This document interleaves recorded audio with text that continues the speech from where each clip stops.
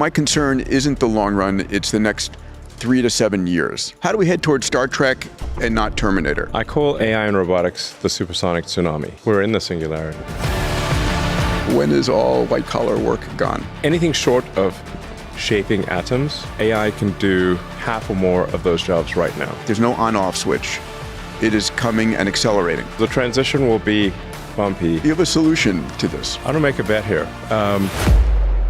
China's done an incredible job, right? I mean, it's running circles around us. Do you imagine that the US could make that level of investment and commitment? Based on current trends, China will far exceed the rest of the world in AI compute. Every major CEO and economist and government leader should be like, what do we do? We don't have any system right now to make this go well, but AI is a critical part of making it go well. There are 3 things that I think are important. Truth will prevent AI from going insane. Curiosity, I think, will foster any form of sentience. And if it has a sense of beauty, it will be a great future. It's going to be an awesome future. Now that's a moonshot, ladies and gentlemen. Welcome to Moonshots. Following is a wide-ranging conversation with Elon Musk focused on optimism and the coming age of abundance. My moonshot mate, Dave Blunden, and I flew into Austin, Texas to meet up with Elon at his 11.5 million square foot gigafactory, home of the Cybertruck and Model Y production, and the future home for 8 million square feet of Optimus production. Elon has agreed to do this kind of a deep dive catch-up once per year. This is hopefully the first of many. And after having this conversation with Elon, it's crystal clear to me that we are living through the singularity. All right, enjoy. Yeah. Your relentless optimism is always a breath of fresh air. Thank you, buddy. Thank you. Well, I want to share that tonight with a lot of people. Yeah. I think they need it. I hope you're right, and you might be right, actually. Yeah, I'm increasingly thinking that you are right. Thank you. Yeah. Abundance for all. Yeah. That's the goal. Shall we? Yeah. All right. Right now, putting a lot of time into chips. Good. You are personally. Good. Yeah. Yeah. It's With always some interesting AI to see. assistance, I assume. What's that? With some AI assistance, I assume. The design and Not enough. yeah, It'd be nice if we could just hand it off to the AI. yeah. Soon enough. Yeah, I tried to do some circuit design actually with AI recently, just a couple of weeks ago. Not happening yet. Very soon, though. Yeah. I think probably at this point, Grok, if you took a photo and submitted it to Grok, it could probably tell you if the circuit is if there's something wrong with it. Yeah. Yeah. All right, I'm gonna give it a shot. You're using the same Grok that I'm using, or you are? Grok keeps updating. So Yeah. 4.2, but 5 is soon, right? 5 is Q1. Yeah. 4.2 has not been released yet externally. But yeah, I mean, if you just upload an image into Grok, it's does quite a good job. Yeah. Yeah. Of analyzing any given image. Absolutely. Let's start. Yeah. We're going to talk about this. All right. We'll come back. I mean, to it. let's see if I take a picture of you. What is it? Let's see what it. Oh, yeah. What's it going to say about me? Yeah. It's going to say you're a flawed circuit. I also have to remember to update it because we update the Grok app so frequently. You know, I asked Grok to roast me. Oh, it does a good job. And it did an amazing job. Then I asked Grok to roast you. Yes. And I spit out my coffee. It was hilarious. And then I asked it, You say be more vulgar. It just keeps telling you to be more and more I vulgar. asked until it's like mother of God. Wait, is Bad Rudy still out, or did that get repealed? Bad Rudy's still there? And I asked Grok, That's an eye-opener. does Elon know what you say about him? And she goes, it's a she for me. She goes, what is he going to do about it? What is he going to do about it? Yeah, let's see. Okay. So I just literally took a photo of you and see what it is. Did you ask a question? No, nothing. I didn't say anything. This man is hugely... This is Peter Diamandis. Yes. So okay. That's pretty good. Yeah, that's No great. context whatsoever. The host of the podcast Moonshots. Yeah. Sometimes That's your first credential now. That's amazing. noteworthy. Forget about everything else I've done in life. See, it comes back to your podcast. There was a no context image. Yeah. By the way, Grokopedia is awesome. Okay, great. I mean, just phenomenal. Cool. It's like, I tried to update my Wikipedia page for years, impossibly. Mm-hmm. And It knows me. Amazing. Yeah. He's wearing a black quilted jacket featuring a Sundance logo. Not quite true. It's my Abundance logo. It's a little wrinkled, a little wrinkled in the corner. I couldn't see the... Yeah. Can it see it Give or it a not see it? chance. I think so. Okay. Anyway. Yeah, but it basically... it's pretty damn good. Yeah. He's smiling and relaxed with a laptop in front of him. That's true. Yeah, that's true. Yeah. Well, I should say that's roast. not quite a circuit, though. I got to test it on the circuit. Roast him. Only it has to be read by you, though. I won't read the whole thing, but... All right. Give me a taste. I can take it. Okay. Check out that grin. Dude smiling like he just discovered a new way to monetize hope. Monetizing hope. Oh, that's good. Yes. I want to try and answer the question, can AI and tech help save America and the world? Right? I want to give people listening a dose of optimism. There was a survey done in mid-December by Pew that said 45% of Americans would rather live in the past, and only 14% said they'd rather live in the future, which is insane to me, right? Obviously, they never read history. The challenge is most Americans, all they have of the future, it's like Hollywood has shown us killer AIs and rogue robots, right? And people are worried about their jobs, they're worried about healthcare, they're worried about, the cost of living. The challenge is how do we help people? I mean, you pinned on X, the future is going to be amazing with AI and robots enabling sustainable abundance I was thinking for all. of you when I did that. Thank you. I Yeah. appreciate that. Yeah. And well, I mean, I was like, what would Peter Diamandis say? yeah. And, well, and that's I was channeling you. Actually. thank you. I couldn't agree more. Yeah, I don't think Dave I know. could agree more either. That's correct. So my question is from a first principle standpoint, right? Yeah. The rationale for optimism. How do we head towards Star Trek and not Terminator, right? How do we head towards Roddenberry, not Cameron. Yeah.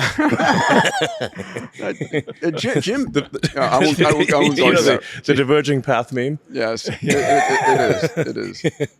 Avatar has some hopeful parts, but anyway. Yeah.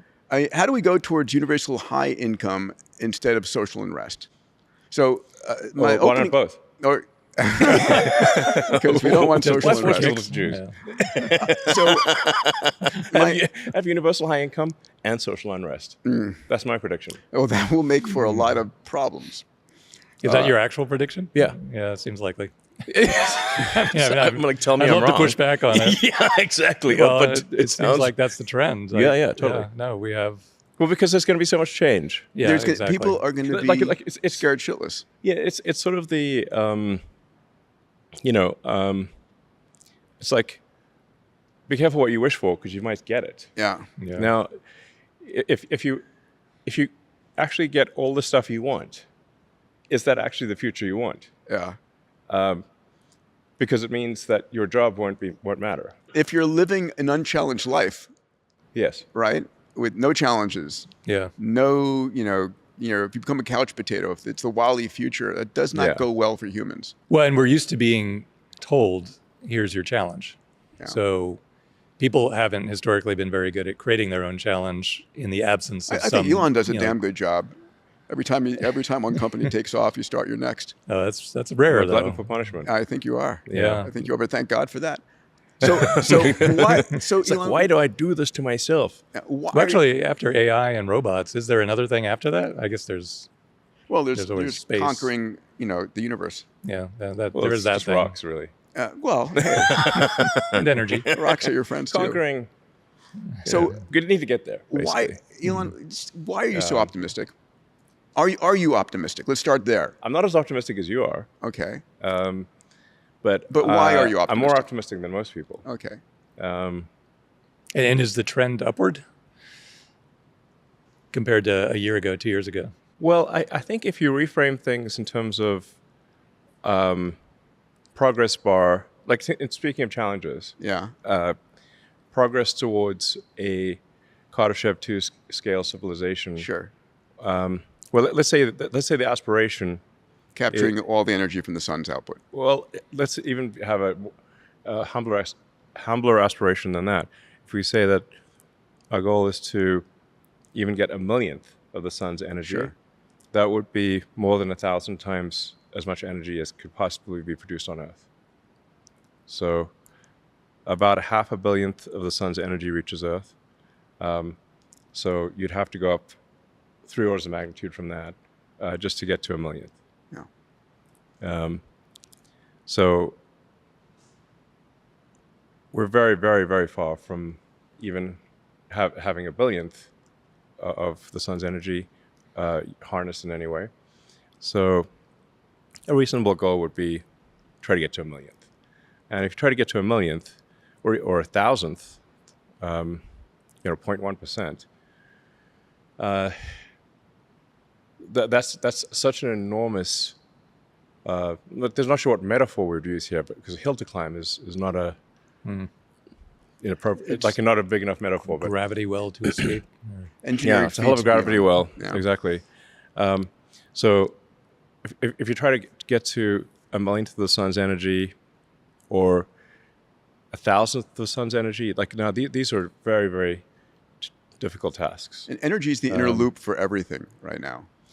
Yeah, I think the future currency will essentially just be wattage. Yeah, I was thinking, is the ability of a person to control energy and compute, or just energy? I mean, the two translate, obviously. Just like harnessed energy. Yeah. Like so, or like basically how much power is being turned into work of some kind, Right. intelligence or matter manipulation. So that's your next big project, is going to be energy. It's going to be. You're going to go back to your solar. You city can expand roots. from there and say, Yeah. okay, what about even getting somewhere on a Kardashev 3 scale, meaning galaxy level? Now we're talking. Now we're back to Star Trek. Yeah, expand horizons here. Yes. Well, there isn't even a horizon because you're not on a planet. So we talk about. So if you think galaxy mind, Yeah. Well, That's- listen, we're in 11.5 million square foot, 3 pentagons right here in this building. I Yeah. mean, you think in a reasonably large scale. what is magnitude? Yeah. So I mean, so from a challenge standpoint, I guess the civilizational challenge will be how do you climb the orders of magnitude Yeah. in energy harnessed? But we're going back to why you optimistic right now. I mean, when people think about the challenges ahead, I think we're going to end up with abundance in the long run. It's for me, Beyond abundance beyond what people possibly could think of as abundance. But like the AI actually, AI and robots to the limit will saturate all human desire. Sure. And then we get to nanotechnology, which takes it even a step further. The thing about I'm not sure what you mean by nano. You mean like little nanobots or something? Or? Atomic reassembly. Yeah, for health. Oh yeah, sure. I mean, we're already doing atomic level assembly for circuits. Amazing. 2-3 nanometers. Yeah, it's only depending on how they're arrayed, 4 or 5 silicon atoms per nanometer. Yeah. So Those are big atoms, though. Yeah. They're not biggish, They're not your biggish. little. I mean, but I'm just saying they should actually describe the circuits in terms of an integer number of atoms in a specific place. They should. It's all angstroms now, but You could just, like you can just it's just just an atoms. integer. It's like we'll call this the 7 atom. Yeah. Whatever. Yeah. Like you say, I like- 2 nanometers. I like it's that. like it's like No 9, one knows. yeah. Right. 9 silicon atoms, something like that. They've got silicon and copper, and so. But a bunch of these things are just marketing numbers. Like the 2 nanometer is just a marketing number. Oh yeah. But you still need essentially close to atomic level precision. Like the atoms really need to be in the right spot. I think they're getting clean rooms wrong, by the way, in these modern fabs. I'm gonna make a bet here Okay. Okay. that Tesla will have a 2 nanometer fab, and I can eat a cheeseburger and smoke a cigar in the fab. Oh come on. Yes. The air handling will be that good? It won't Okay. matter. Do you have this sketched out in your mind? Like how are the atoms being placed that they're immune to cheeseburger grease? You just maintain wafer isolation the entire time, which is actually the default for fabs. The wafers are transported in boxes of pure nitrogen gas. Yep. Under a slight positive So pressure. are the bananas at Walmart. Just so you know. Yeah. Well, it's Same insecticide reason. essentially. Like it's pretty hard for anything that's combusting to live without oxygen. Yep.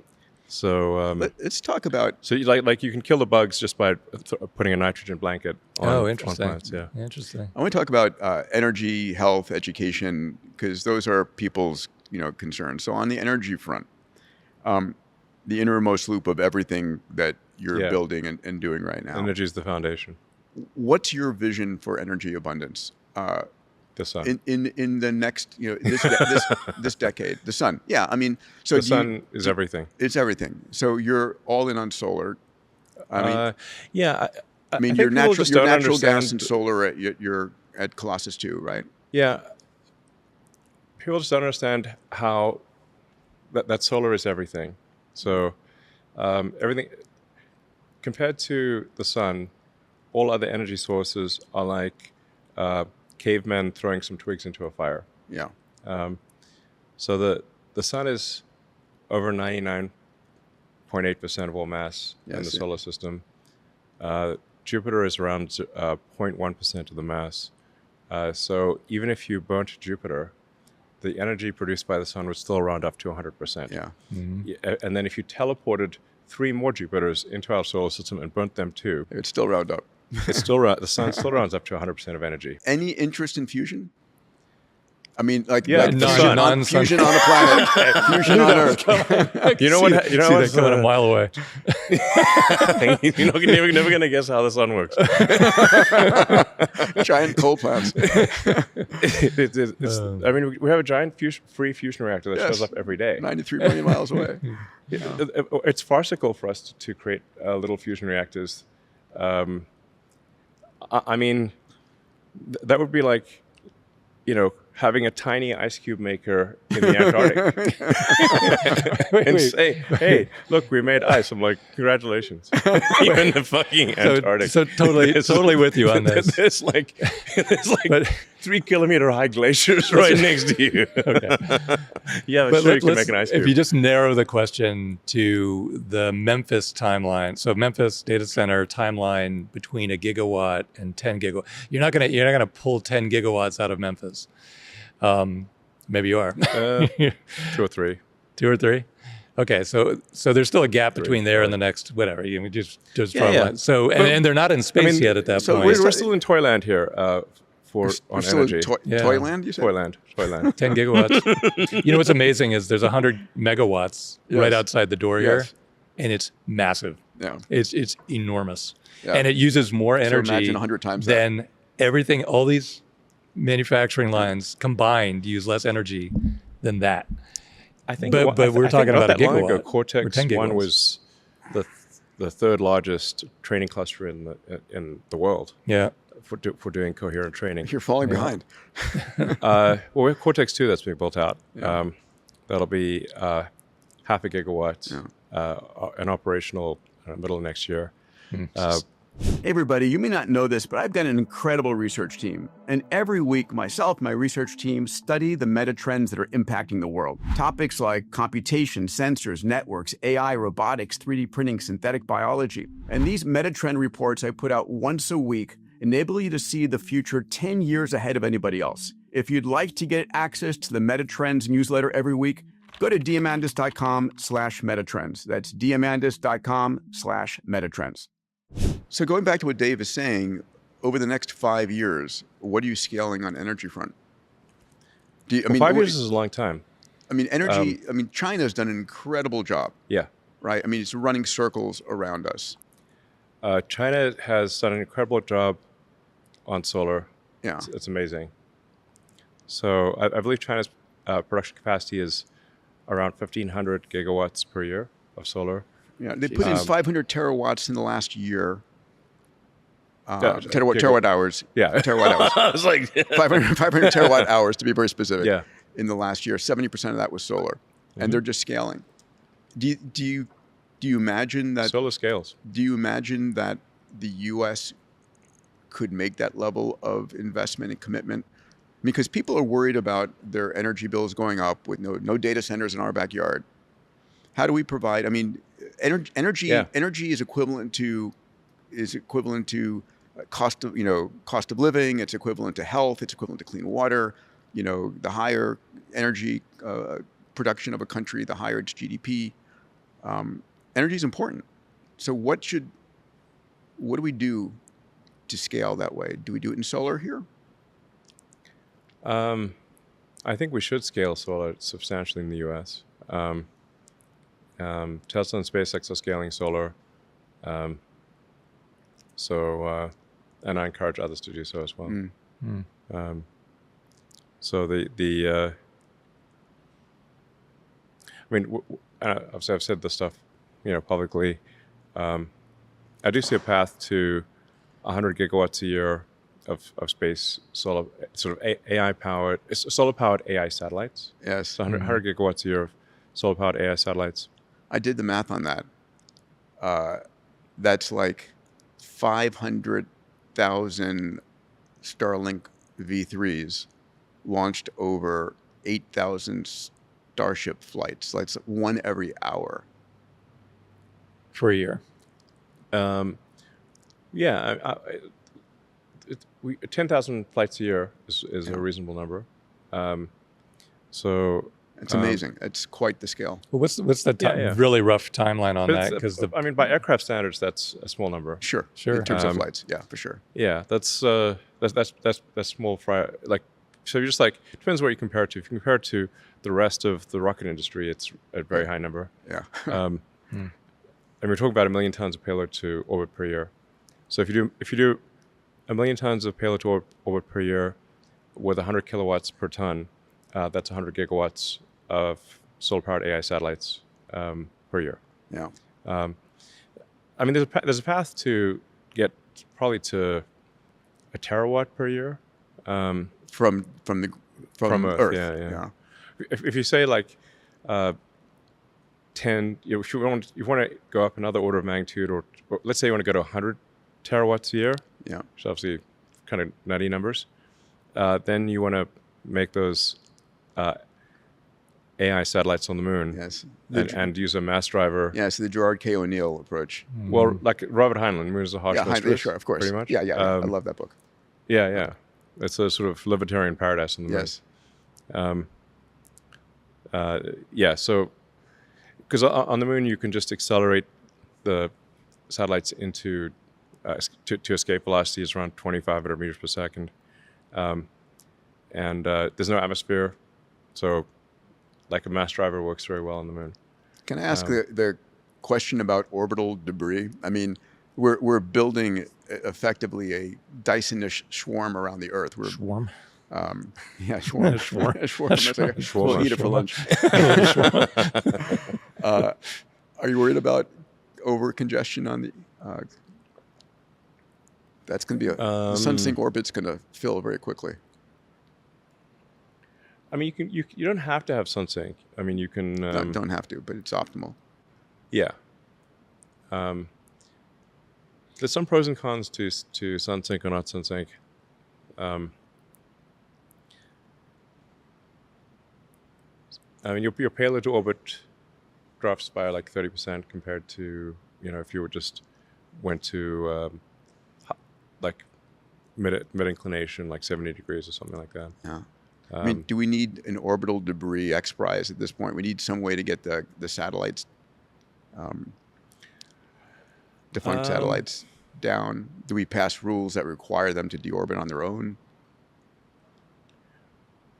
Yeah, at the point at which you can put 1 million tons of satellites into orbit, you can also, start bringing down satellites too. Yeah. Or at least collecting them into a fixed location, so they're not like all over the place. Yeah, then you can reuse them. Yeah. Let's just say that we'll have the resource level will be so high that I believe this will be a solved problem, given the amount of intelligence we're talking about here. Oh. The intelligence will be quite interested in preserving itself. Yes, that's true. Oh, interesting. Yeah, good motivation. Yeah. Interesting. The question But is, the data centers will not be in low Earth orbit, right? They'll be they'll be much higher, constantly in the sun. They're not going to be in the traffic jam, I assume. Well, you can get to, you don't have to get to get to constant sunlight. You can be around 1,200 kilometers sun synchronous will give you constant sunlight. Mm-hmm. But you could place him in multiple orbits. Yeah. Yeah. Yeah. No, I think if there's an X Prize for cleaning up, it's got to be. There's only going to be clutter in low Earth orbit. I mean, debris from anything that's if it's below around 700 or 800 kilometers, the atmospheric drag will bring it back. Yeah. So like for Starlink, there's a dual benefit of being like as low as possible because your beam your beams are tighter. You're basically that you have less latency and your beams are smaller if you're closer to the Earth. So like Starlink 3 will be around 330 to 350 kilometers, which is quite a lot of drag. So it's basically constantly thrusting to stay I in still position. remember when you proposed Starlink, and everybody else in the industry was like, no way. No way. He's not going to get the spectrum. He's not going to be able to do this. It's kind of worked. Yeah, the Starlink team has done an incredible job. Yeah. I mean, we've basically rebuilt the internet in space with laser links. Mm-hmm. So there's 9,000 satellites up there right now. Do you think the government's going to be able to handle the kind of licensing of the volume of satellites that you want to put up? I mean, will there be pushback because China's going to put up their own constellations? Europe, who knows whether Europe will ever step up? They won't. What's that? They won't. No. And there's a probability. Yeah. Nothing they're doing has success in the set of possible outcomes. Yeah. Let me ask you. I just got back from Rome. I don't want to touch that railing. Success is not on the set of possible outcomes. No, the chart. The chart of outcomes, though. They keep the it chart that entertaining. shows the number of billion-dollar startups in the U.S. versus Europe. Have you seen that Oh graphically? my God, it's crazy. And data centers too. It's actually. No one was talking about orbital data centers 6 months ago. Yeah. Nobody. And then all of a sudden, Sundial's on it. You're out with it, and it's the hot new thing. And it is. What tipped it? What happened? What happened that every company is now talking about orbital data centers? I guess it went viral on X. It did. I don't know. Is every company talking about it? Yeah. Everybody's got their own orbital data centers. Oh, for sure. And I was suggesting to Peter that you updated the math on launch costs and that it's a tipping point very quickly with the updated math. But Starship's been the cost for, I don't know what you hold. Well, is it $100 per kilogram, $10 per kilogram? What do you have Starship at? Well, it's possible that Elon said that and nobody believed it until now. No. You can go back and look at even back when it was Twitter, my old tweets. I said these things many years ago. $100 or $10 a kilogram? Yeah, and I said we're going to do 1 million tons a year to orbit. And we've got to get the cost down. Yeah. Well below $100 a kilogram. So that's going to move the data centers to orbit. And we will. You can basically do the math. Like if you've got a fully reusable rocket, which is fully and rapidly reusable like an aircraft, and this is a very difficult thing to do, obviously. I think it's at the limit of human intelligence to create a fully and rapidly reusable rocket. But it is possible, and we're doing it with Starship. It's been the holy grail in the aerospace industry forever. Yeah, quest for the holy grail rocket. Yeah. And then I pretty much. Yeah, it is. I mean, right? Yeah. I mean, the DCX was the first little things that we're trying there, and it's been, back when I was in the space industry, that's all everyone ever spoke about. And then when Falcon 9 first reused its first stage, all the traditional aerospace industries did not believe that even Falcon 9 could fly and reuse. Literally, you can come see it land at Cape Canaveral. Yeah. And then take off again. Yeah. So I don't know how you would not believe a thing that you can see with your own eyes. Yeah. Well, they didn't believe you could. They didn't believe you could do it. The leap from there to the launch costs actually requires more faith than just just that. But I think Starship is the launch cost tipping point, and that somewhere in that, before you had Twitter, it became X. Somewhere in that timeline, it went from speculative to no doubt. And I don't know if that's a smooth line or a couple of good launches in between, but I suspect that the data centers in space ties directly to the credibility general public of is that. not thinking about orbital data centers. They're thinking about energy and the cost of energy here in their hometown. And sort of there's a lot of doomer conversations out there. The data centers are going to drive the CPI up. They're not entirely wrong. Okay, so what's the energy solution here on Earth for the rest of humanity, or the non-AIs? Oh, there's something other than data center uses of energy. Okay, interesting. That's complex. Well, the best way to actually increase the energy output per year of the United States or any country is batteries. So the peak power output of the U.S. is around 1.1 terawatts, but the average power usage is only half a terawatt. Yeah. So if you just buffer the energy, so charge up the batteries at night, discharge during the day, without incremental capital expenditures, without building new power plants, you can double the energy throughput of the U.S. The energy output per year can double with batteries. And do we have those batteries in development? Yeah, Tesla makes them. Okay, so you think the current Tesla battery packs? What do you think? I literally have. I went on stage and presented the thing. Yeah, that's the dead giveaway. So I even went to installations of the mega packs, and there's. So why don't people do this? It's on the internet. So, yeah. So do you think they are? And China, by the way, is like. It seems like China listens to everything I say and does it basically, or at least, or they're just doing it independently. I don't know, but they're certainly making massive battery packs, like really massive battery pack output. They're making vast numbers of electric cars, vast amounts of solar. I don't know. These are all things I said. We should do here. Fundamental, sure. When I fly over America. Santa Monica in LA, when I'm piloting and I look down, they're like 0 roofs have solar on them. 0 roofs. Yeah. I mean, it's not essential to have them on a roof. Okay, but it's a convenient place to have them. Yes, but the surface area of roofs is. I'm not saying it shouldn't, but it's. Yeah. Tesla makes a solar roof, which is the only solar roof that isn't ugly. Our solar roof actually looks beautiful. Yeah. But if you want to do solar at scale, you just need more surface area. So we have vast empty deserts in America. Like if you fly from LA to New York or just fly across country and you look down, for a large portion of the time you look down, it is bleak desert. Yes. It looks like Mars, essentially. We're not worried about overpopulation there. No, I mean, there's barely a lizard alive in these scorching deserts. Yep. It's not like farmland we're talking about. We're just talking about places that look like Mars, like just scorched rock. So if we put solar where we currently have scorched rock, I think this will be a quality of life improvement for the lizards or the few creatures that live in this very difficult environment. Do we have the distribution network it's for like, that? Liz is going to be, thank God, some shade, finally. Do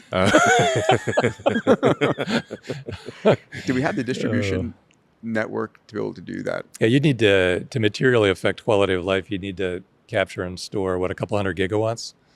Is that in the realistic cards? You could just put the data center, I guess, locally there. Well, we already covered data centers. Yeah. They're in space. We're talking about, the other... Yeah. Like, I don't know, like in an abundant world 5 years from now, massive amounts of compute, massive, universal high income.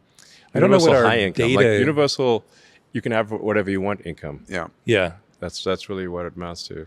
But in that world, other than compute energy, how much more energy do we need? Like 30, 40, 50%? Or I don't know, unless we want to move mountains around to make a ski mountain, in the backyard. 'Cause I think the vast majority of energy consumption will go into compute. And then there may be use cases I'm not thinking of, like, right here is a nice case study because manufacturing every one of these cars coming out at the rate of one every minute or two is less energy than the data center that's training the cars to drive, to self-drive.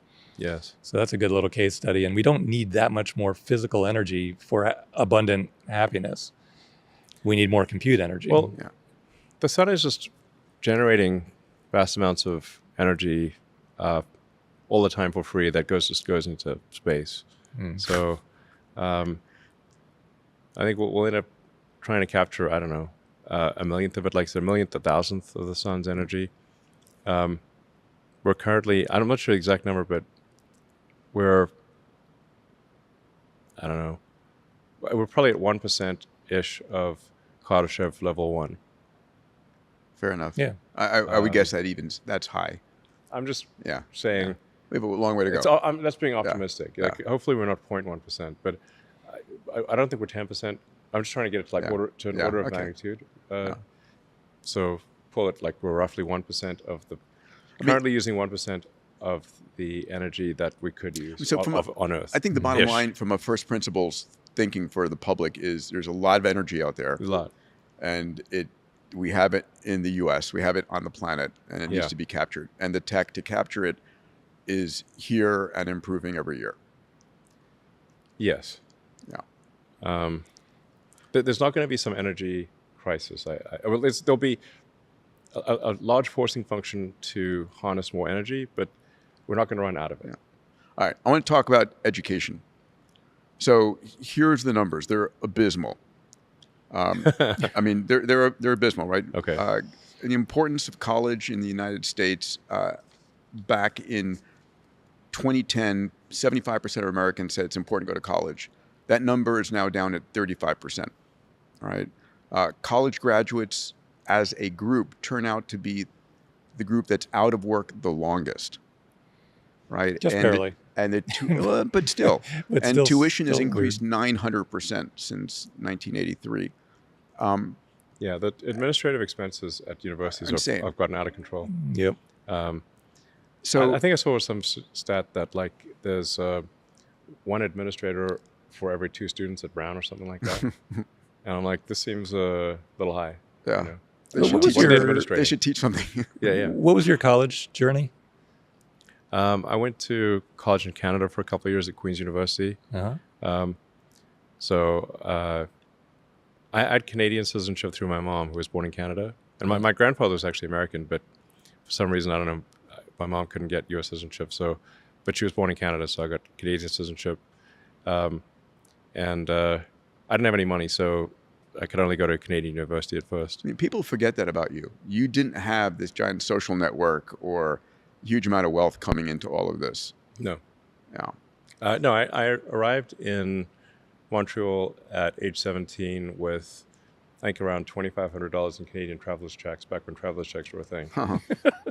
And one bag of books and one bag of clothes. That was my starting point. That was my spawn point in North America. And then, so I went to Queen's University for a couple of years, and then University of Pennsylvania, did a dual degree in physics and economics. And graduated. Undergraduate at UPenn, UPenn Wharton. Yeah. And then I came out to do, I was going to do a PhD at Stanford, working on energy storage technologies for electric vehicles, essentially material science, I guess, fundamentally. Yep. The idea that I had was to try to create a capacitor with enough energy density that you could get high range in an electric car. It's funny, I invested in an ultracapacitor company. It didn't go well. Well, it's one of those things where, so you could definitely get a PhD, but it wasn't clear that you could make a company or do something useful. Like this, most PhDs, hate to say it, but most PhDs do not turn into something that's going to... Do not turn into something useful. Yeah. Like you could add a leaf to the tree of knowledge, but it's not necessarily a useful leaf. Enormous fraction of great entrepreneurs are dropping out of grad school or undergrad, but nowadays the sense of urgency is off the charts.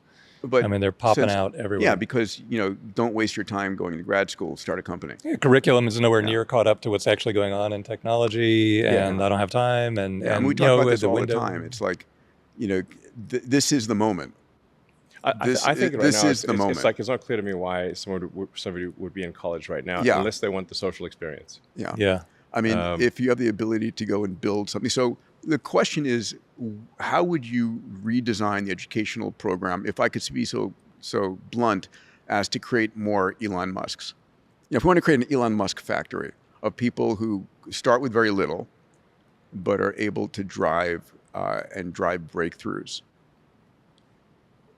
what's involved there? What drove you? Curiosity about the nature of the universe. So And I'm that just curious about the meaning of life and, what is this reality that we live in? So How early? My son Dax wanted to know, what was it like for you in middle school and high school? He's 14 years old. He's in that age range now.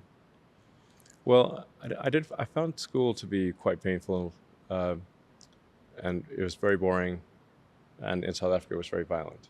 So it's like it was like that book Ender's Game. Yes. But in Survival. reality, IRL. Yeah. Ender's Game IRL. It was like, but not as fun. So your goal was escape. Yes. Do you Escape from the prison. So that's a school. question I have. Do you think that It was miserable. Do you think most successful people have had a lot of hardship early in life? Do you need to have that level of hardship? Probably need a little bit of hardship, I suppose. Yeah. And then so it's always tricky. Like, what are you supposed to do with your kids? Create artificial adversity. Put them in That's the cruel. Do you have an answer? That's a Warren Buffett topic, them battle. actually. Yeah. What do you do? Yeah. But seriously, It's not easy to create artificial adversity because if you love your kids, you don't want to do that. Yep. So, Yep, that's for sure. So I had a lot of adversity. Probably it was good. Probably, helped somewhat, I suppose. one of the What things doesn't kill you makes you stronger type of Yes. thing. No. And at least I didn't lose a limb. I think what doesn't maim you? Good at maiming. 10 fingers I still. can modify that a little bit. Yeah. Can I ask you a question? Maim you makes you stronger. For the last 5 years, I've been helping teach this class, Foundations of AI Ventures at MIT.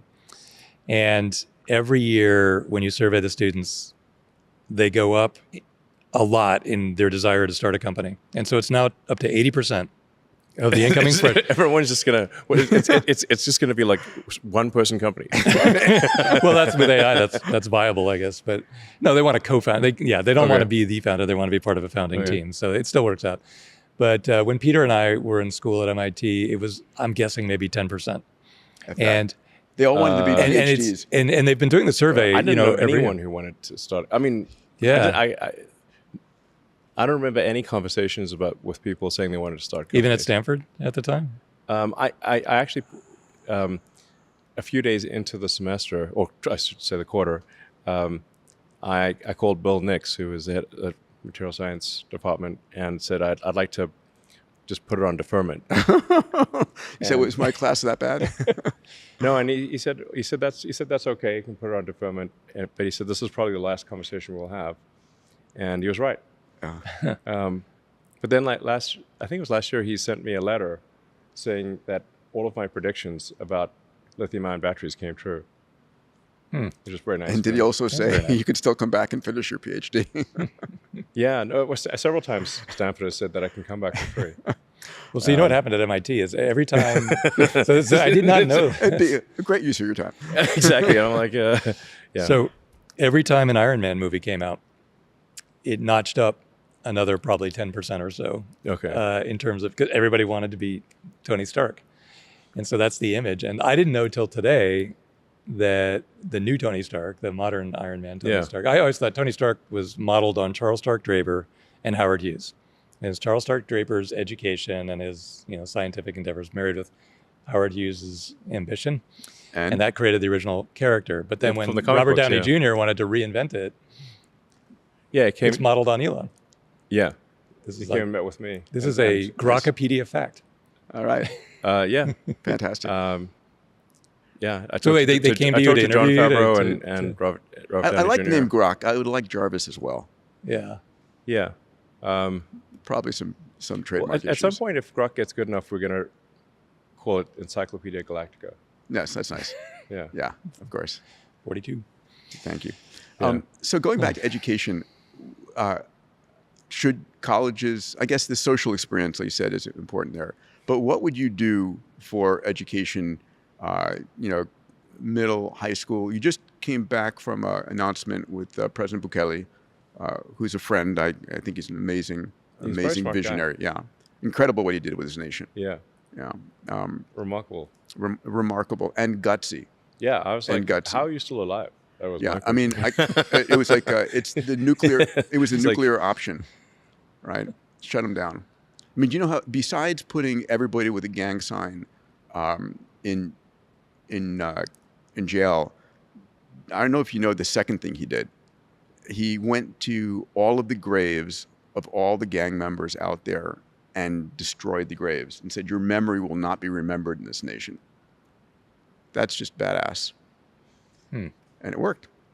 I mean, you have to be badass motherfucker to take on all the narco gangs and win. And live. Yeah, and still be alive. And live. He's got a great guard at his palace there. But Yeah. what did you announce with him in El Salvador? It was just basically to use Grok for education, like personalized Hopefully not the education. vulgar version of it. Yeah, we would have like, the kids-friendly version of Grok. But obviously AI can be an individualized teacher Yeah.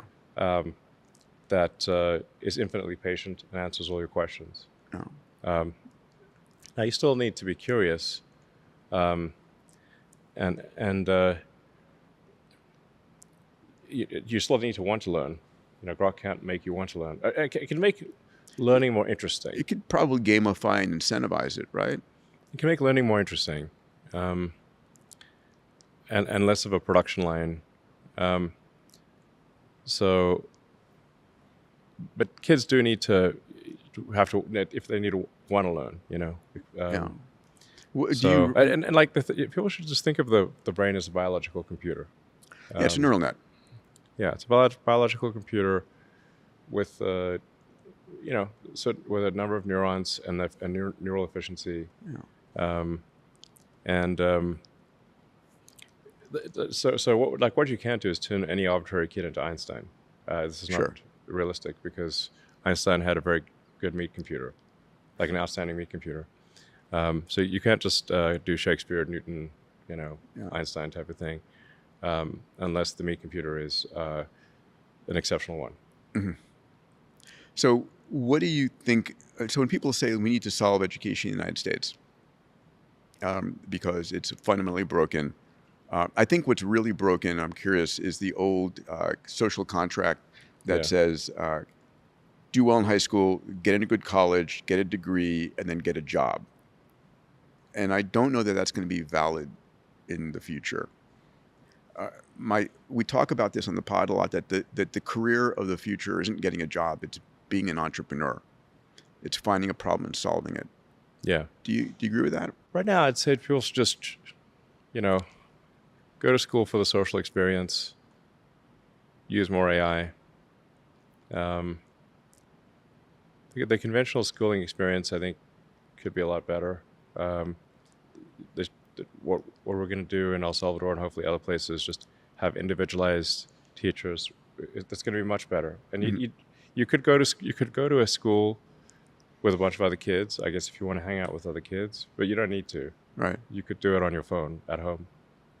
So that's why I say, like, at this point, education is a social experience. When I talk to my kids who are in college, Yeah. They do recognize that they can learn just as much independently. In fact, that they would learn more in a work situation. Yeah. They're there for the social experience and to be around a bunch of people of their own age. It's more of a coming of age social experience. Sure. Being on your own, learning how to lead or defend yourself, as the case may be. Well, yeah. I mean, if you join the workforce, you're, from this perspective of like 19-year-old, you're with a bunch of old people. And if you're doing engineering with a bunch of middle-aged dudes, it's like, do you really want to do that, or do you want to hang out with, where there's at least some girls your age, type of thing. Yeah. I want to get back to this when we talk about Not a lot of other choices, actually. I want to get back to this. We get to universal high income, but I want to talk about health and longevity 1 second. The U.S. is the ranked number one in health expenses worldwide, and it's ranked 70th in health span. Right? We pay really? 70th? 70th. Is that From Grok. Is that accurate? Is Grok? Well, I don't know. Well, It everybody listening sounds should low. check it I think it would be better than 70th. for health span. Yeah. Well, whatever. It's So it's like we just get fat or something. We're not the or what? top 10. Maybe Ozempic can help us find the rankings there. So Would you just run around? We need Cupid, but Ozempic.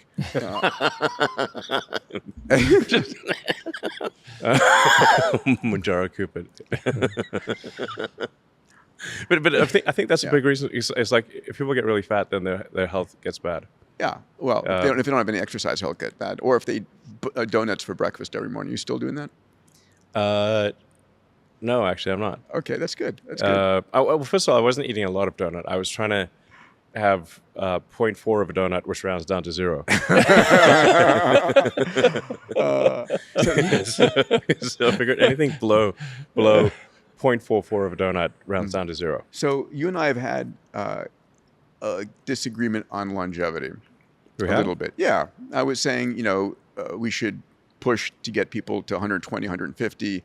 And you were saying people, shouldn't live that long. So how long do you want? Yeah. There's some, people in the world that have done some bad things. How long do you want them to live? Yeah, well, it's okay. They Well, can, what is going to get they can the longevity contained. thing? This is a serious question, though. If we Them. a lot of things are going to happen that we don't. One second. You said Okay, go ahead. one thing that you said was interesting. You said we need people to die so people change their minds.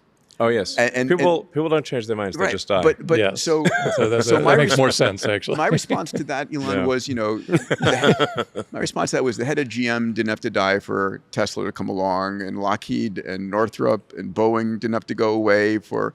I mean, there's in a meritocracy, the better ideas will dominate. So I'm hoping that I can get you back onto the longevity train. So there's a lot going on in longevity right now, right? Like what? Well, David Sinclair is about to start his epigenetic reprogramming trials in humans. It's worked in animals and non-human primates. It's going into humans. Is this like a pill or an injection or what? Right now, it's an injection of an adeno-associated virus. It's the 3 Yamanaka factors. Okay. We've got a $101 million Health Span X Prize that's working on 730 teams working on reversing the age of your brain, immune system, and muscle by 20 years. By the way, do you know why it's $101 million? No. Because the primary funder, when they found out your Carbon X Prize was $100, he wanted to make it bigger, so it's 101. Oh, who's the? Is this It was Chip Wilson from Lululemon. Oh, okay. And then Evolution out of. But Chip said, "Can we make it bigger?" I said, "You put the extra million in, we'll make it 101 million." Sounds good. It's a good story. But then we got folks like Dario Amodei predicting doubling the human lifespan in the next 10 years. So that's probably correct. Okay, great. I don't know about doubling, but significant A significant increase. Sure. Which is easily escape velocity. I mean, Easily, because right. when Depending on how old you are, yeah. Oh yeah, for sure. Or effective age, yeah. Yeah. Yeah. So I mean, I think that for Too much and turn into a baby or that's something. what I'm telling all the students. They're It's like, Peter, what happened? Yes. There is a frozen in I time. got a 0 wrong on the dosage. just a small factor of 10. You'll grow out of it. It'll be fine. Yeah, exactly. You won't remember it. Literally. I mean, wouldn't it be funny if we do this in like 10 years? Okay, we should do it in Okay. We'll do it in 10 years for sure. And let's see if we look younger. It's a good side bet. My comment was always, at least All right. Elon's, back then, Elon was like, late 40s. Wait till he gets into his 60s. He's going to want, longevity more. I mean, I want things to not hurt. Yeah, sure, of course. It's like basically it seems like it's only a matter of time before you get back pain. Yeah. Like it's a when, not an if. When your back hurts. Arthritis. Yes. Yeah, like these All those things things. suck, basically. Yeah. Being able to sleep through the night without going to the bathroom. It's worth a lot. It's very How much for that valuable. one? Yeah, it's more than hope. That one.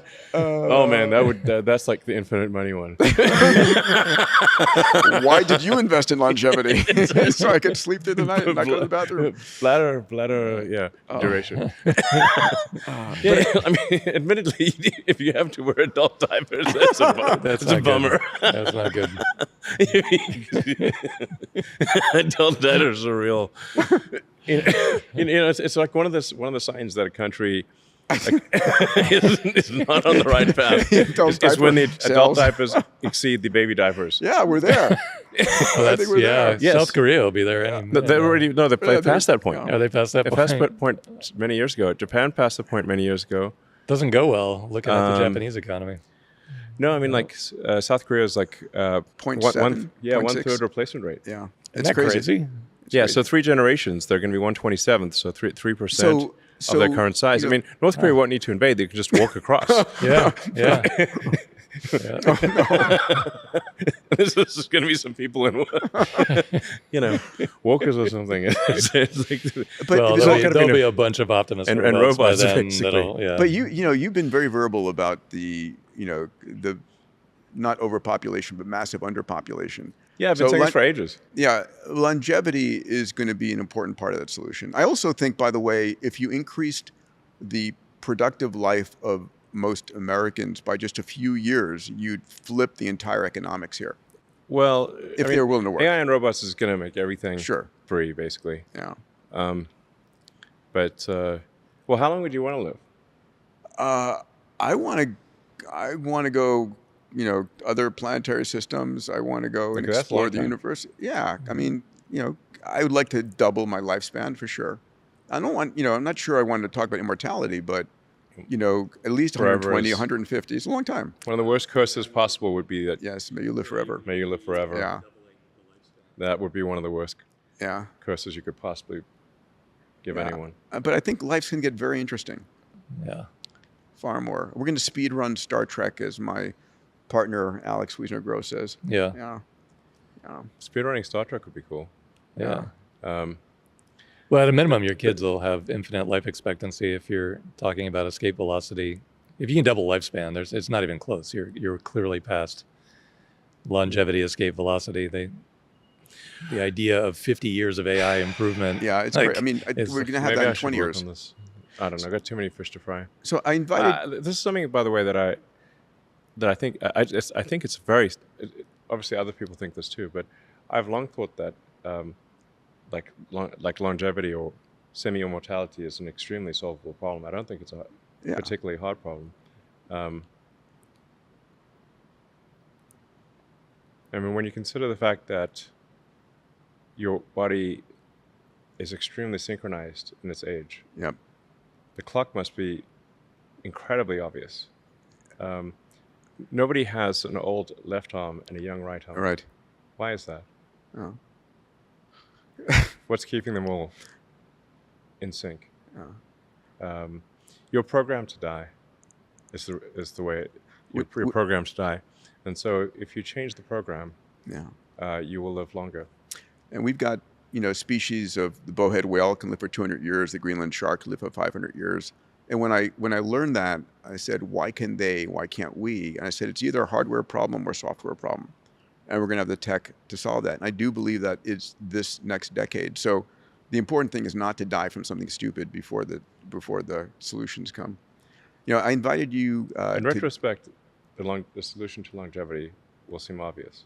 Yeah. Extremely obvious. I think the thing worth working on, and Peter's going to work on this anyway, but the thing to work on is exactly what you said. If calcified old ideas don't just die off, add that to the pile of things we need to think about today. Because there are a whole host of other AI-related things we need to think about today. Let me finish on the longevity point 1 second. Elon, I want to invite you again. So there's a company called Fountain Life that created with Tony Robbins, Bob Hurry, Bill Kapp, and we do a 200 gigabyte upload of you, everything knowable about you, full genome, full all imaging, everything, right? President Bukele and the First Lady came through, called it an amazing 10 out of 10 experience. I think I don't want you to pull a Steve Jobs. And kick the bucket because of something they didn't know. I mean, so if you ask yourself, curable cancer or something. Do you actually know what's going on inside your body right now? I did an MRI recently and submitted it to Grok, and it didn't. None of the doctors nor Grok found anything wrong. But that's a fraction of the information, right? Yeah. I mean, it's your full genome, your microbiome, metabolome, everything, and it's possible. Don't call me. What's that? Don't call me, bro. we have a center in. Is that your water bottle? We have, God damn it! Too late. Sorry, it's already in the works. So, can you go through the rationale of UHI? How does universal high income work? Okay, so there's going to be more intelligence, digital intelligence, than all human intelligence combined, and more humanoid robots than all humans. And assuming we're in a benign scenario, Star Trek, sort of Roddenberry, not Cameron situation. Yeah. Poor Jim. Yeah, I mean, I guess it's important to have these sort of counterpoints. Yeah. Let's not go in that direction. Thing. The robots are going to just do whatever you want. All the blue collar labor is being done by robots. All data centers are being built by robots. The white collar labor will be the first to go, because until you can move atoms, the thing that can be replaced first is anything that involves just digital. Like if it's digital, like if it involves tapping keys on a keyboard and moving a mouse, the computer can do that. The AI can do that. Sure. You need the humanoid robots to shape atoms. So if all you're doing is changing bits of information, which is white collar work, that is the first thing that when AI is it gone? will. This is the inspirational. This is the inspirational part of the podcast, by the way. Okay. When is all white collar work gone? By when? Well, there's a lot of inertia. So even with AI at its current state, I'd say you're pretty close to being able to replace half of all jobs. And you know that white collar jobs. That includes anything like education too. Yeah. Mm-hmm. So anything that involves information, and anything short of shaping atoms, AI can do probably half or more of those jobs right now. Sure. But there's a lot of inertia. People just keep doing the same thing for quite some time, and there actually has to be a company that makes more use of AI that competes with a company that makes less use of AI, creating a forcing function for increased use of AI. Right. Otherwise, the company that still has humans do things that AI can do will still continue to exist. Being a computer used to be a job. So it used to be that a human computer, like a computer. Being a computer was a job. You would compute numbers. Sure. It didn't used to be a machine. It used to be a job description. Yes. Yep. And there, you can look online. There's these pictures of where they're having skyscrapers full of women copying, mostly women copying from ledger to ledger. And men too. But people. It was a lot of women, but there were just buildings full of people just at desks doing calculations. Yeah. So they'd be calculating the interest in your bank account, or some science experiment or something like that, or what. But if you want calculations done, people would do it. Now, one laptop with a spreadsheet can outperform a skyscraper of several hundred human computers, Right. of people doing calculations. Now, if even a few cells in that spreadsheet were done manually, you would not be able to compete with a spreadsheet that was entirely a computer. Mm-hmm. Yeah. What this means is that companies that are entirely AI will demolish companies that are not. Right. It won't be a contest. Agreed. That's And a good that analogy. that flipping. Yeah, just one cell in that. Just one. If I'm gonna do that. would on you, the would you flight want home, even actually. I'm one trying- cell in your spreadsheet to be manually calculated? Yeah. That would be the most annoying cell, and you're like, Yeah. God damn it. Yeah. Yeah. and gets it wrong a bunch of the time. introduces error rate. Yeah. So this flippening, if you The would, flippening. Flippening. The We call it quickening. the flippening. Are we monetizing hope effectively? Yes. not at this moment. I think we're at peak doom for people Monetize. worried about the future of their jobs. We're at peak doom. Well, we're gonna do that. I'll send you one. the Sick T-shirt And the mug. and the mug. Monetizing hope. Monetizing hope. Yes. The mug. So, wrong. Heck but yeah. but you have a solution to this, which is UHI. Yes, everyone can have whatever they want. So how does that work? How does UHI work? It's a good question. Like we have to figure out some like. I mean, it's not a transition, 'cause it's not a it's a bumpy redistribution. road. Yeah, I mean, so my concern isn't the long run; it's the next 3 to 7 years. Yes, the transition will be bumpy because We humans will don't like change. simultaneously. Yes, we'll have radical change, social unrest, and immense prosperity. And you can buy all the cyber trucks you want. Things are going to get very cheap. Yes. So this is actually, in fact, if this doesn't happen, we'd go bankrupt as a country. So the national debt is enormous. Yeah. The interest on the national debt exceeds not just the military budget, but the military budget, I think, plus Medicare or Medicaid, one of the two. It's it's like one I think the point something military is trillion enough. Yeah. It's crazy. of interest. Yeah. Which is growing. Yes, and the deficit is growing. Yes.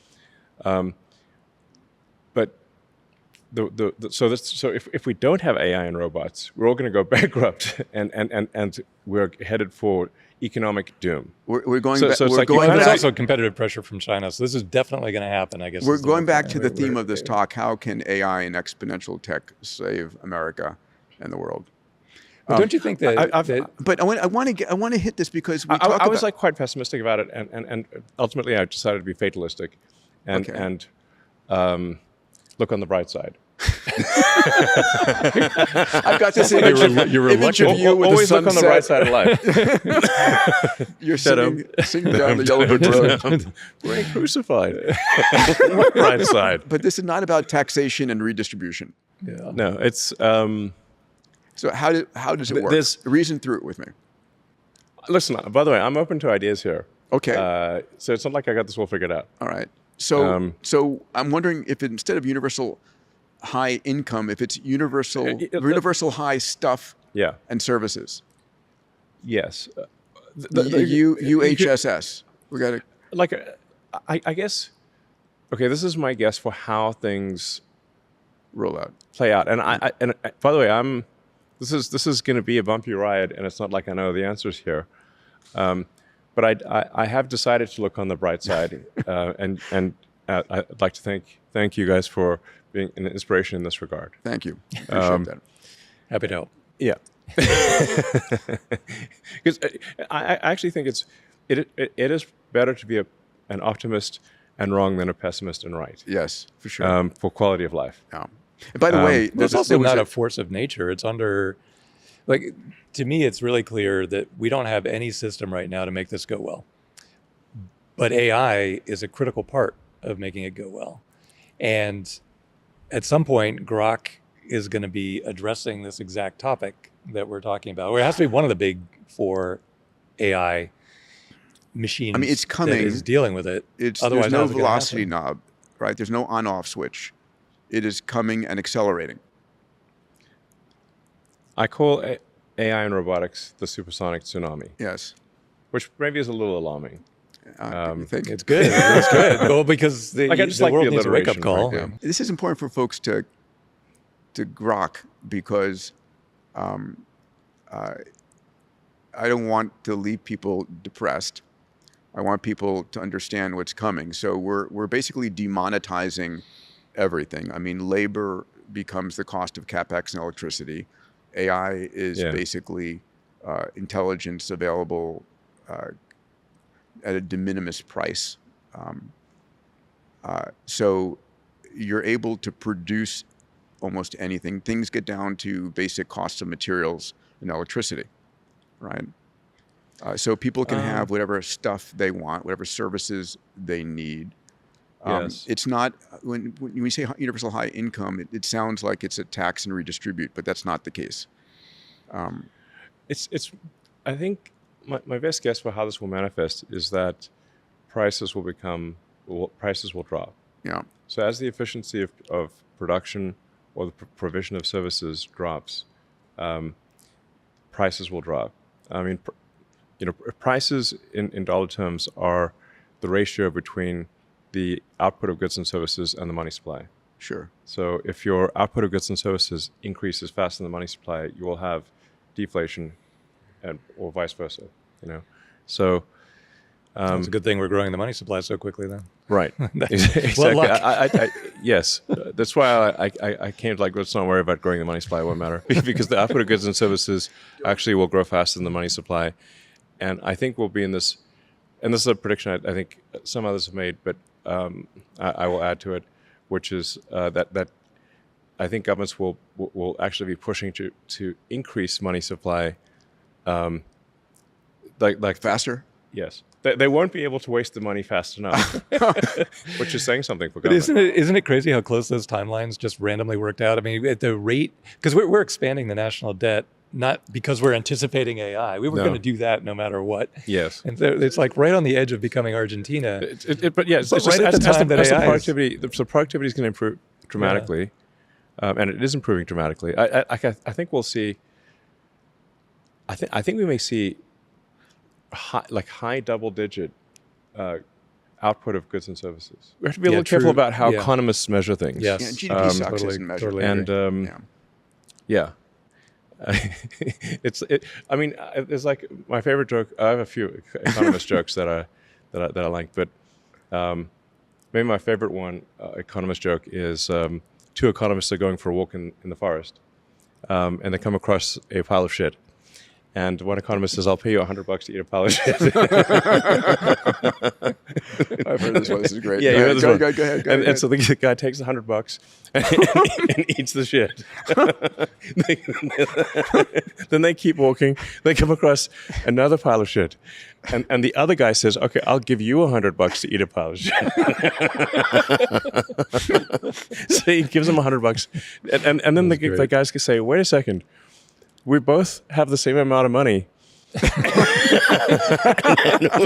and we both ate a pile of shit. Oh my God. It sounds It's like, but we increased the economy by $200.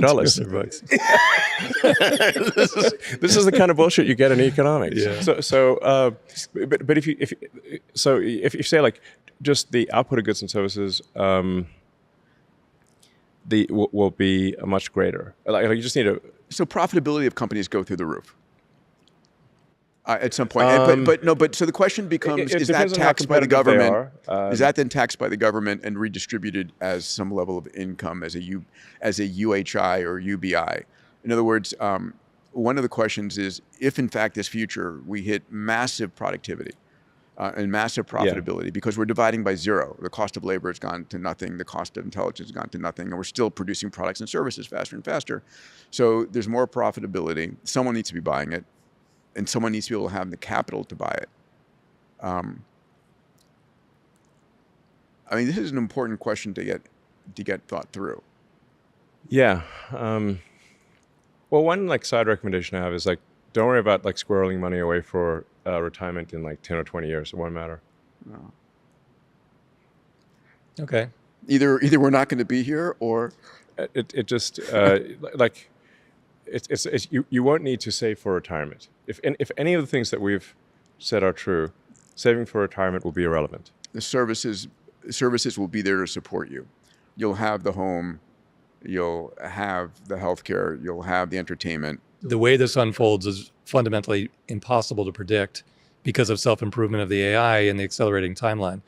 Yeah, it's called Any singularity solution- for a reason. Yeah, exactly. You don't know what happens after the event horizon. You know? Exactly. You can never see past the black hole or the event horizon, the light cone. I mean, Ray has the singularity out way too far. I mean, this is like the next, what's your timeline for this? We're in the singularity. Well, we are in the singularity, for sure. Yeah. We're in the midst of it right now, for sure. Yeah. And it would just Well, feels we're in flat. this beautiful sweet spot, which is, We're on the roller coasters. We're just yeah, exactly. That's a great analogy. It's like that feeling. you're at the top of the roller coaster and you're about to go. Yeah, but it's going to be a lot of G's when you Yeah, a lot of when you G's. hit it. Yeah. It's like pure like I don't have to just have courtside seats. I'm on the court. Exactly. And it still blows my mind. Sometimes multiple times a week. Yeah. So just when I think I'm like, wow, and then it's like 2 days later, more wow. Yeah. Exponential wow. Yeah, I think we'll hit AGI next year in 26. Yeah, I heard you say that. Yeah, I've said that for a while actually. And then, and then you said by 2029, 2030, equivalent to the entire human race. 2030, we exceed. Like I'm confident by 2030,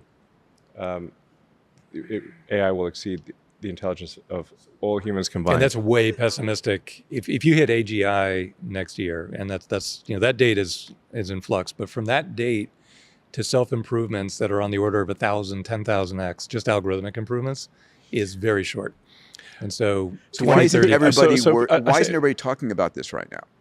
Well, I mean, on X they are. Yes, but why isn't talk about every day basically? Yeah, but it's Don't like stop. Yeah, it's not. Okay, so I'll tell you something else I'll tell you something that most people in the AI community don't yet understand. Okay. Which is almost no one understands this. The intelligence density potential is vastly greater than what we're currently experiencing. So I think we're off by 2 orders of magnitude in terms of the intelligence density per gigabyte. Of what's achievable? Yes. Per gigawatt of energy? Let's characterize it by file size. Okay. If the file size of the AI, if you have intelligence per gigabyte. Oh, okay. Yeah, sure. On your characterize on your laptop. in power too, but it's Or parameter not the same count, thing. yeah, whatever. So two orders of magnitude. Yes. Yeah. And you, like you said, you ringside, courtside seat, you would know. I'd say it's yes. Yeah. 2 orders of magnitude improvement in that's just algorithmic improvement. Same computer, and the computers are getting better. Yeah. So and bigger, so they're getting better, and the budgets are getting bigger. So that's why I think it is on. It is like a 10x improvement per year type of thing, 1,000%. Yeah.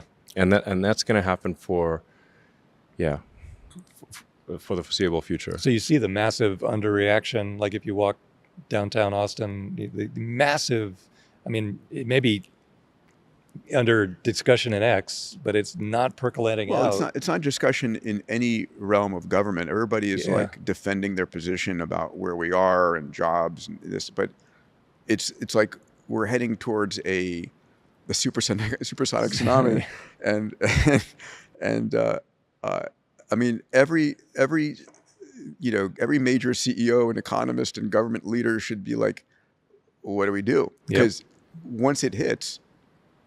Well, it's coming at the exact same time. There, no matter what, there's no concept of let's deliberately slow down, right? No, it's impossible.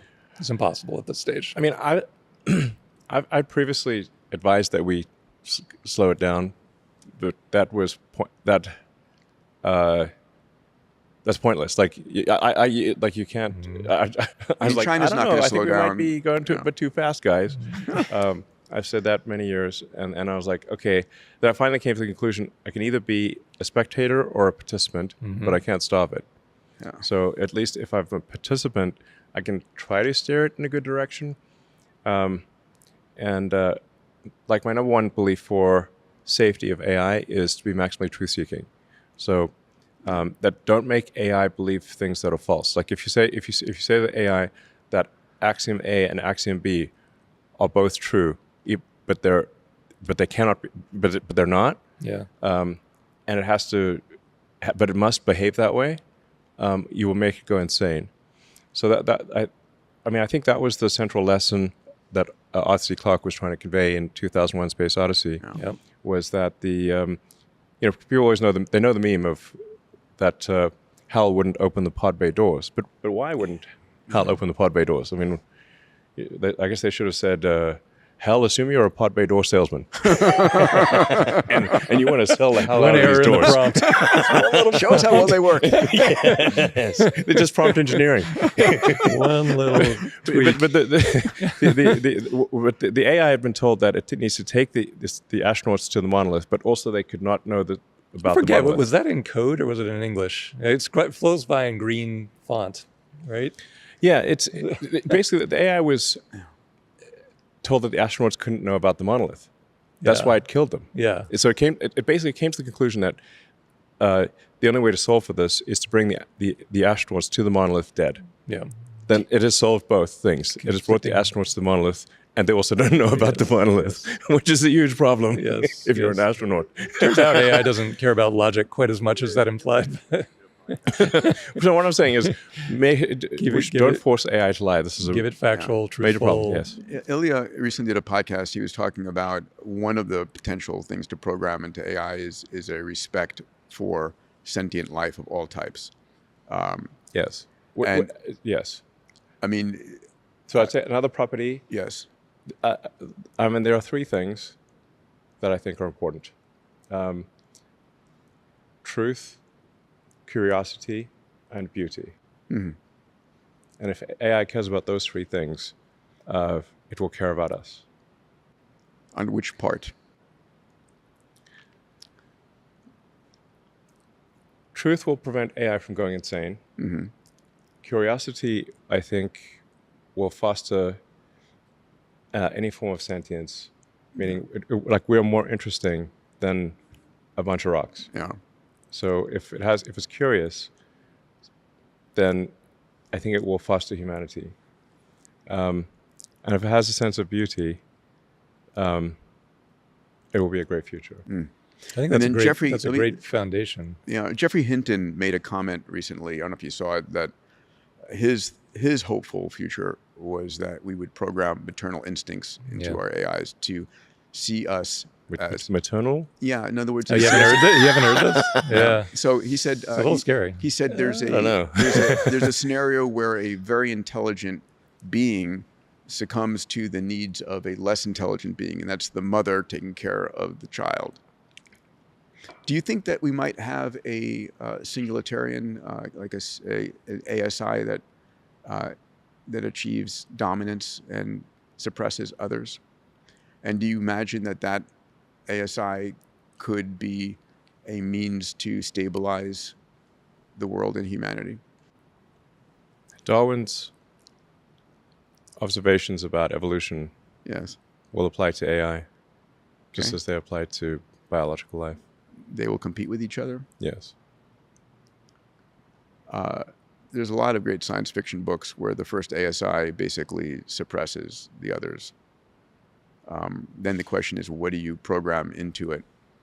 There's a speed of light constraint that makes that difficult. The speed of light is what will prevent a single mind from existing. So light it takes a millisecond to travel 300 kilometers in an aero vacuum. And you can only get a little over 200 kilometers in a millisecond in glass. In fiber, right? Yeah. So even on Earth, there will be multiple AIs because of the speed of light.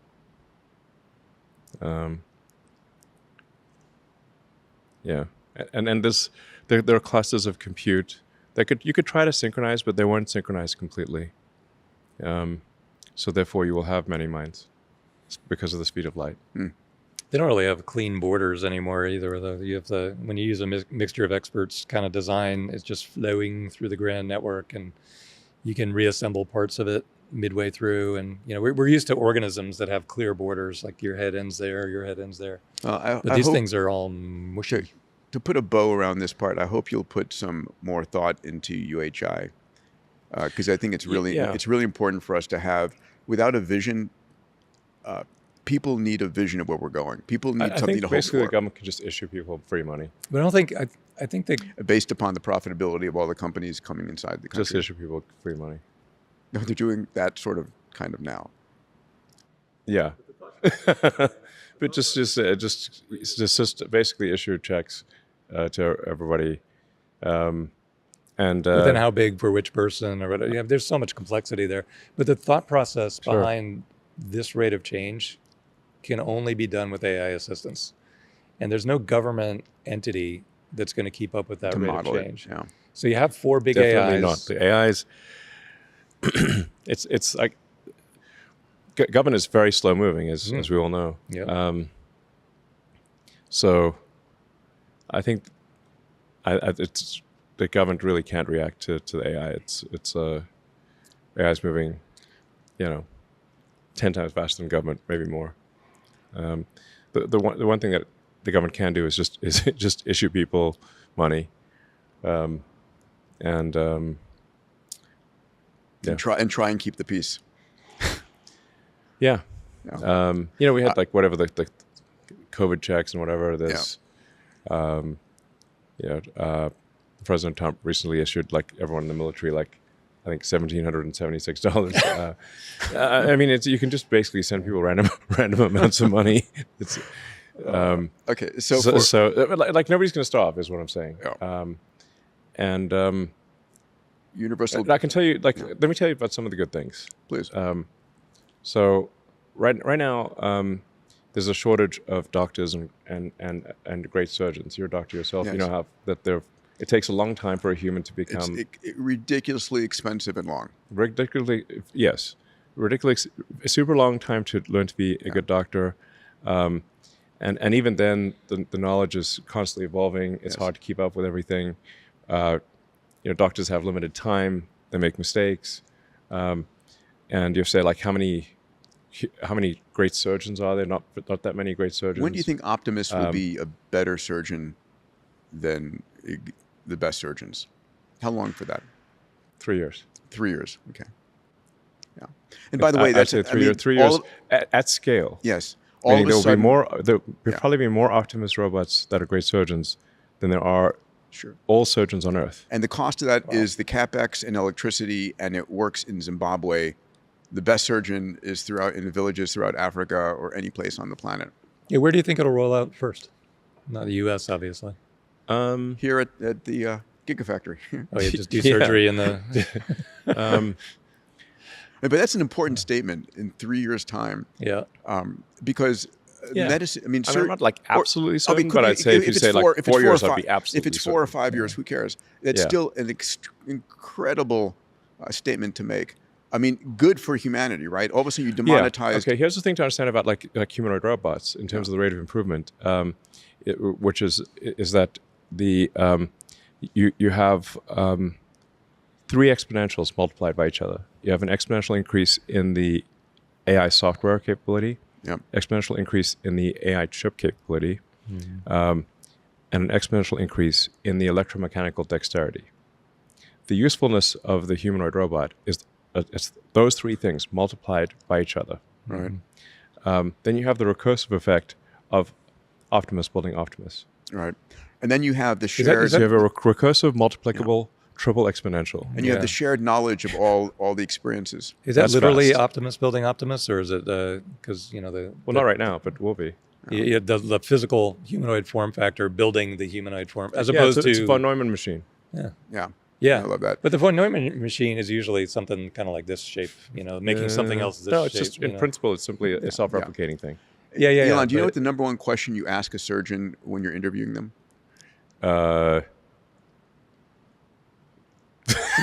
Is this a surgeon joke? No.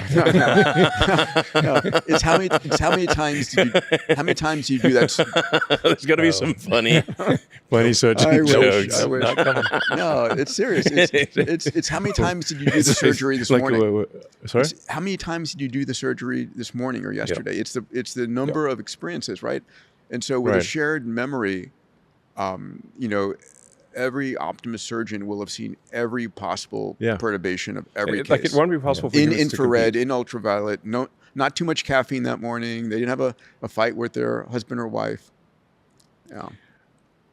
Extreme precision. Yes. 3 years. Yes. Better than any. Probably, I'd say if you like put a little margin on it, better than any human in 4 years. Who's in plastic surgery? By 5 years, residency it's is not gonna even hate this. close. So what about the simple, like, there's a million of these things to figure out, but who's going to have access to the first Optimus that does far, far better microsurgery than any surgeon on Earth? But you've only manufactured the first 10,000 of them. How do you dole it I out? don't think people understand how many robots there's going to be. Yeah. Well, there's When got I to be a interviewed window you in of time where Saudi, there are you said 10,000. 10 billion by 2040. You still on that path? That's a low number. A low number. Wow. What's the constraint? What's the, because if they're self-building, Metal. The constraint is metal. yeah, or lithium. Or, Yeah, you got to move the atoms.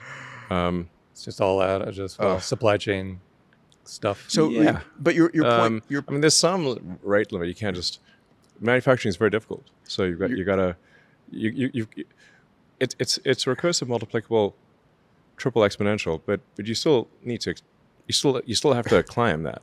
Selling hope once again. I think your point was medicine is going to be effectively free. The best medicine in the world. Everyone will have effectively access to to medical care that is better than what the president receives right now. So don't go to medical school. Yes, Yeah. pointless. Yeah. I mean, unless you. But I would say that applies to any form of education. There's not like some. I do it for social reasons. Yeah. You're not going to medical school. If you want to Rule that hang one out with out. like-minded people, I suppose. Yeah. I mean, people are still going to want to be connected with people. There's going to be some period of social time. reasons. Yeah. I mean, Like a hobby, like a well, no, I mean, you can be a hobby $90,000 doctor. tuition hobby. I mean, there will be a point where It's expensive hobby. the younger generation says, "I do not want that human touching me." Right? When the surgeon comes over, there are going to be those people later in life who still want a human in the loop. Okay, for a little while. They want to live on the edge. For a lesser They want to live on the edge. Sure. I mean, let's just take like we've seen some advanced cases of automation. Like LASIK, for example, where the robot just lasers your eyeball. Now, do you want an ophthalmologist with a hand laser? No. It's a little shaky. Got a laser pointer from the too much coffee coffee this morning. Sorry. Damn, I got the I saw a hiccup. horror movie like that. Sorry, man.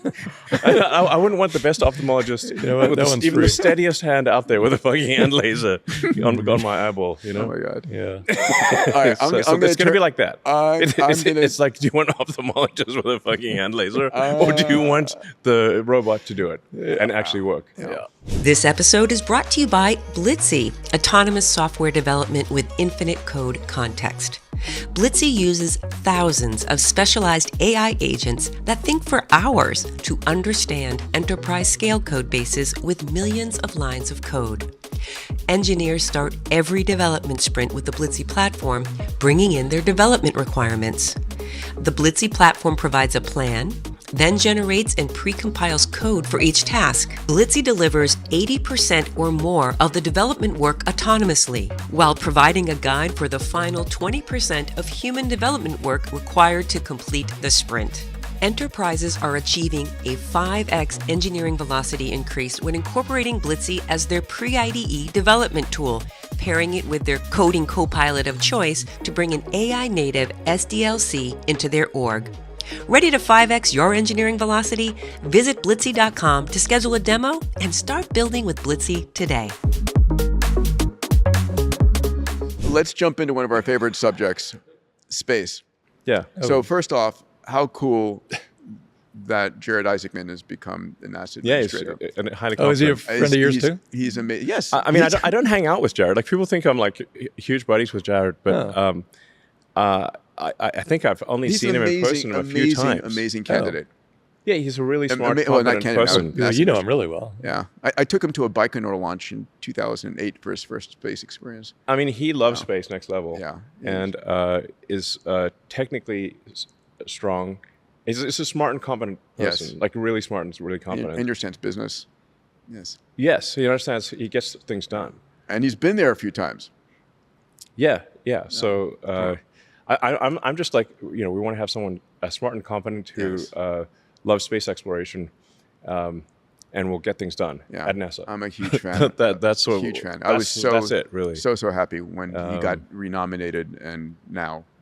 Yeah. I think we need a new game plan for space. Yeah. Like, we need a moon base, Yes. like a permanently Yes. crewed moon base. Yeah. Yep. And build that up as fast as possible. Yeah. I don't think we should do send a couple astronauts there for hop around for a bit and come back, because we did that in '69. Yes. Been there, done that. Yeah. It's like a remake of a '60s movie. Yeah. It's never as good as the original. Yeah. So 2026 is going to be Like, we need to go, to do something more cool, which would be mine ice on the moon south base pole of the alpha. moon. Yeah. Put up, kick-ass giant put up moon base. telescopes. Yeah. Exactly. So Yeah. do you forward deploy the robots, build everything, get it Yeah. all ready, make the bed, and then Yeah. Get the jacuzzi warmed up on. that's an interesting. Yeah. Yeah. How early in the year are you going to hit orbital refueling, you think, with Starship?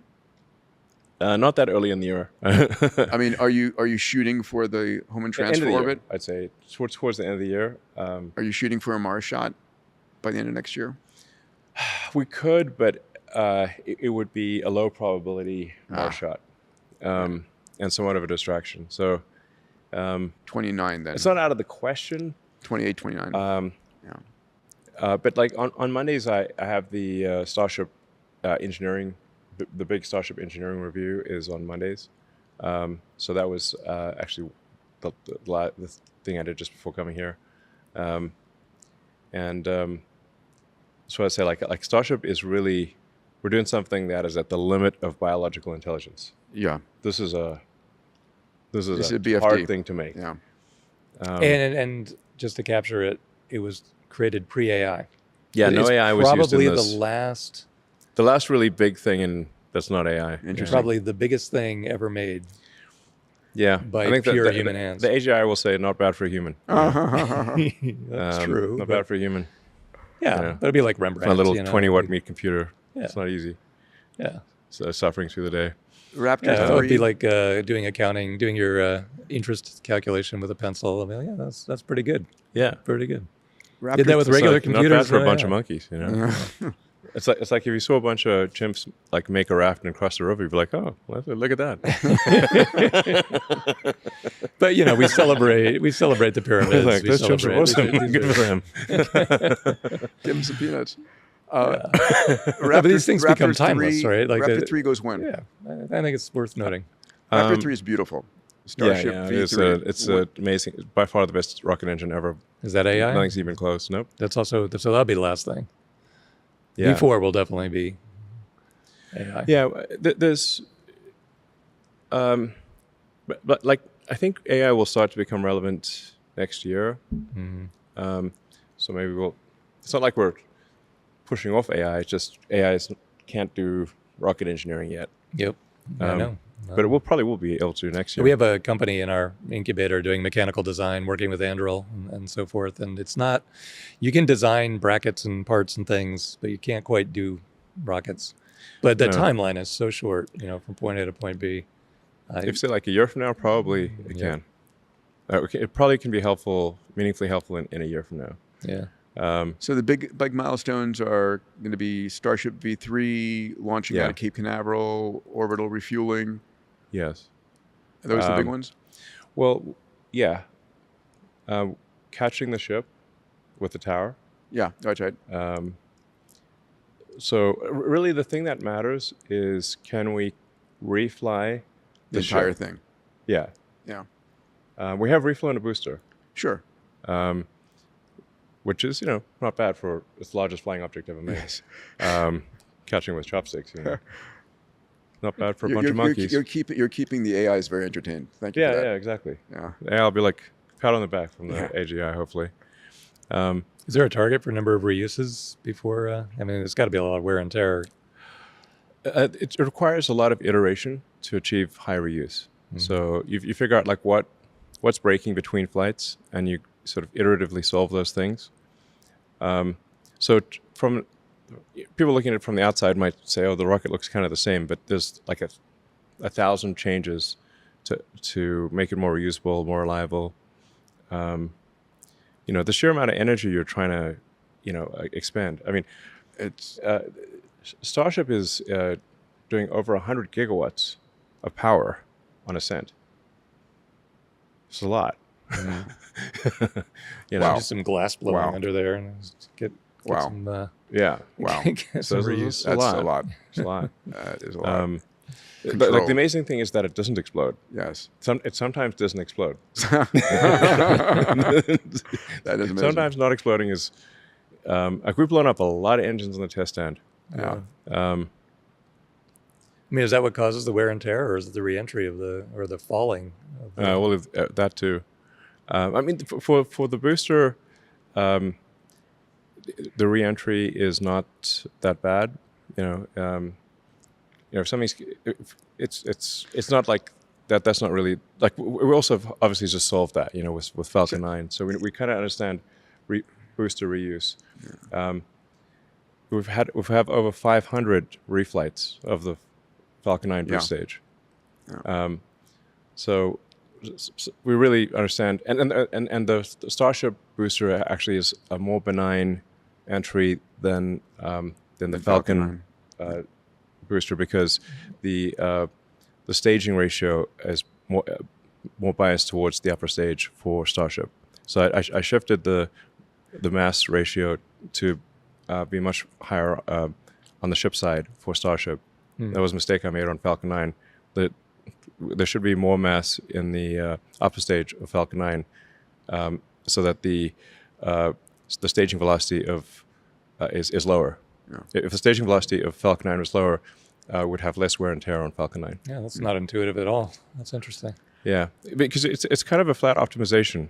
The payload to orbit, there's sort of a flat region in the mass ratio of the first, second stages, and so you just want to bias that mass ratio towards the to put more mass on the upper stage. Yeah.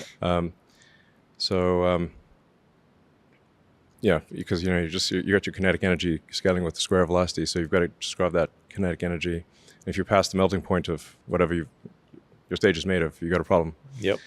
So, my colleague Alex Wiesner-Gross, who's one of our moonshot mates here, wanted to ask a question. I do too.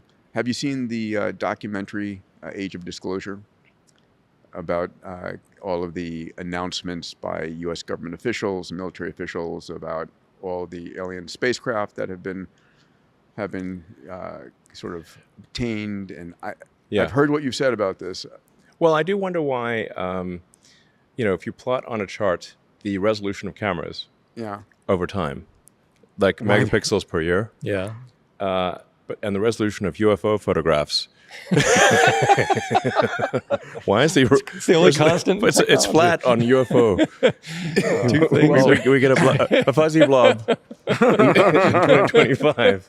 Well, we got 100 megapixel camera that can see your fucking nose hairs. I don't get it. Can somebody take a shot of the UFO with an actual camera, for love of God? But even if you knew, I'm not sure you could tell us. That's a valid observation. I'm sure there's an explanation. But anyway, it would be fascinating. I'm asked all the time if I know. Yes, and I'm like, look, I can show you if I was aware of the slightest evidence of aliens, I would immediately post that on X. Yeah, that's good. And so the question is, it would be the most viewed post of all time. Yep. So I actually wonder about the U.S. public. If they would that's interesting, go back to their sports scores the next day. Yeah. I think everyone would want to see the alien. Yeah. Like if you got one. Well, like here it O.J. is. Simpson. Fastest way to increase the military budget. We found an alien. It seems dangerous. That's right. Unify the world. They don't have an incentive to hide the aliens. They have an incentive to bring up show the alien. Yeah. Because they would not have any more arguments about the military budget if they seem a little bit dangerous. Well, I can always hope. I can always hope. I mean, I'm. We've got 9,000 satellites up there. We've never had to maneuver around an alien spaceship yet. So,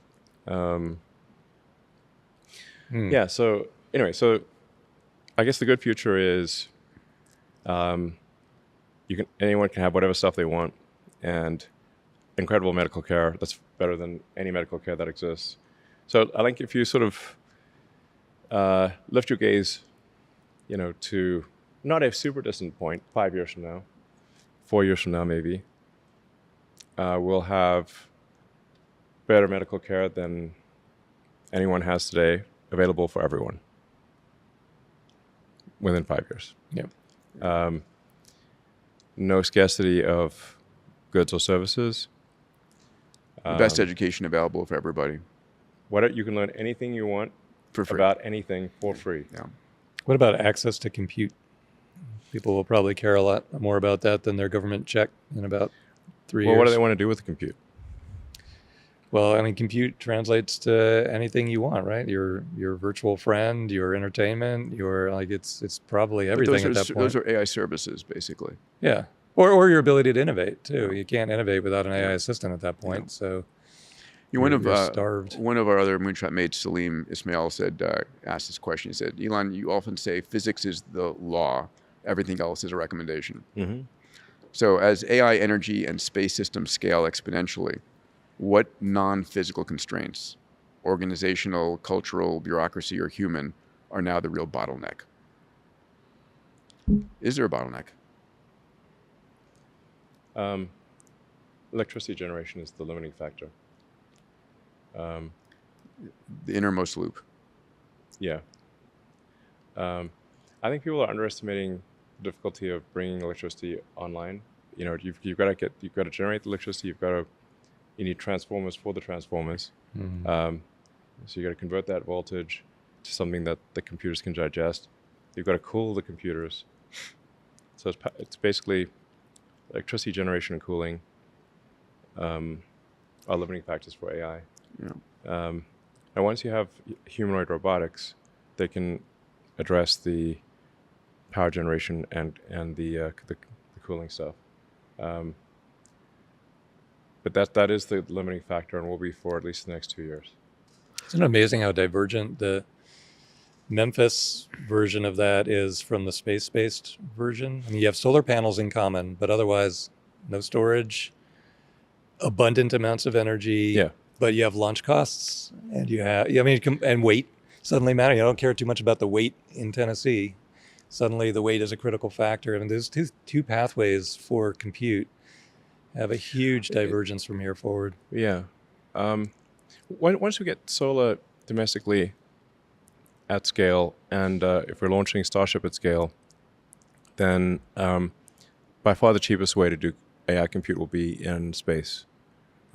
So once you have full and complete reusability, the propellant cost per flight is maybe $1 million. Yeah, people don't realize that. People have some to 200 tons. ridiculous it's nothing. amount of expectations how much it costs. So if you look at it's called $1 million of transport for 10 megawatts of AI compute. Yeah.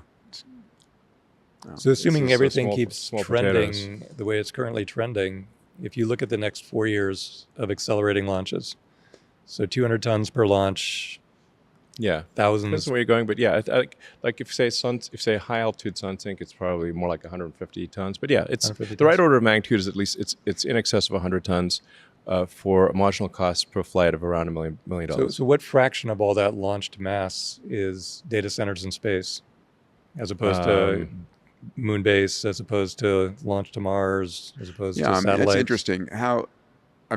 This is we weren't talking about this as a space objective even, a year ago. Yeah. All of a sudden, data centers have become the massive driving force for opening up the space And also the frontier. urgent use case too. I mean, I used to wonder what's going to drive humanity. I thought it was asteroid mining, right? You were focused on Mars.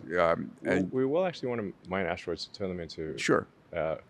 Solar Before power, for photovoltaic. Before you, but not for anything else. Like, yeah. I mean, if we're gonna build out Dyson swarms, yeah, just a bunch of satellites around the sun. yeah. How long? What's your time frame for Alex? Another question Alex wanted to have us ask. What's your time frame for humanity achieving a Dyson swarm? Is it 50 years? How big is this? Yeah, no, it's a matter of. But Dyson swarm, like people think like everything's just going to be covered in satellites. I think it's not quite that. I mean, I think you have to like what mass ends up becoming satellite. Mercury probably ends up being satellites. Yes. Jupiter. Jupiter, yeah. Saturn. It's a little gassy. Oh yeah. It's big. But it's got a lot of rocks orbiting. Do you leave Mars alone? But yeah, I think leave Mars alone. Asteroids are fantastic food source. Yeah, no gravity well. Gravity well on Jupiter is a non-starter. And they're already actually. mostly differentiated into carbonaceous chondrites for fuel and nickel iron for materials. Gold. Yeah. A bunch of the asteroid belt probably turns into solar panels. Yeah. Star power. So I've known you for starlight power. I've known you for 26 years now. It feels to me like I don't want to be, it feels like you've gotten much smarter or much more capable over this last decade. Do you feel that way? Do you feel like you just have better people around you, better tools? What's changed? Because the level of audacity, orders of magnitude. Orders of magnitude. I mean, some say insane. Insanity. Others say audacious. Yeah. I say hope. How do you feel about that? What's changed? Do you feel that way? I mean, the scope of what your ability is. How do you self-reflect on that? Well, I've had to solve a lot of problems in a lot of different arenas, which you get this cross-fertilization of knowledge of problem solving, and if you problem solve in a lot of different arenas, then like what is easy in one arena is trivial is like what is trivial in one arena is a superpower in another arena. It's sort of like planet Krypton. You came from planet Krypton, type of thing. So, planet Krypton, you'd just be normal. Mm-hmm. But if you come to Earth, you're Superman. So if you take, say, volume manufacturing of complex objects in the automotive industry, I had to work on solving that. When translated to the space industry, it's like being Superman. Because rockets are made in very small numbers. Right. If you apply automotive manufacturing technology to satellites and rockets, it's like being Superman. Mm-hmm. Then if you take advanced material science from rockets and you apply that to the automotive industry, you get Superman again. Yeah. Fascinating. That came from planet Krypton. Back in planet Krypton, this is normal. It's funny how like the knowledge ports that was true with Tesla and SpaceX being completely separate. Yeah. But now they actually interact because AI ties everything together. The orbiting. Yeah, the convergence is crazy. Like I don't know if you visualize these parts fitting together originally. No. I mean, I didn't. I didn't think they. At this point, things. I guess everything ultimately converges in the singularity. Yeah, that's what I think too. You have lots of different parts of the puzzle that you get to play with. There's one part that's missing, which is the fab. Yeah. You gonna buy Intel? You get it for a fraction of that was the bet we made. 170 billion. I think it needs to be a new fab. Well, I agree, but licenses, real estate, ASML machines, it's not easy. Just get the assets and go. I don't think it's easy. That's why, I mean, it's not like I think it's a simple thing to solve. I think it's a hard thing to solve, but it must be solved. I've come to the conclusion that... Would it be solely captured by you, or would it be an asset for the U.S.? Look, I'm just saying that we're gonna hit a chip wall Yeah. if we don't do the fab. Yeah. So we have two choices: hit the chip wall, or make a fab. Well, and TSMC, for whatever reason, is massively worried about overbuilding, which is insane. But the whole world will be stuck with a shortage of chips for ever, basically. So they are actually, they're. I don't know if they're right for the right reason, but they're right. How so? Because it's actually like, what is the limiting factor at any given point in time? The limiting factor, if you say like by Q3 next year, like in 12 months, the limiting factor will be turning the chips on. Power. Just power. Yeah. You need power and all of the equipment necessary, power and transformers and cooling. So it's not like you can just sort of drop off some GPUs at the power plant. Yeah. And you vertically integrated you've got it again within XAI, didn't you? Sorry? You vertically integrated Yes. that inside of XAI. We designed our own transformer. Yes. And your own cooling system. Yes. But they're worried that if they make more than 20 million GPUs, like they make 40 million instead of 20 million, that 20 million will not find a source of power. Well, they won't be bought because if there's anything missing that prevents them from being turned on, they cannot be turned on. Yeah. So they've got to have a power plant with enough power. So you've got to have enough gigawatts. Then you've got to convert that from probably coming out of a power plant at 100 to 300 kilovolts type of thing. Yeah.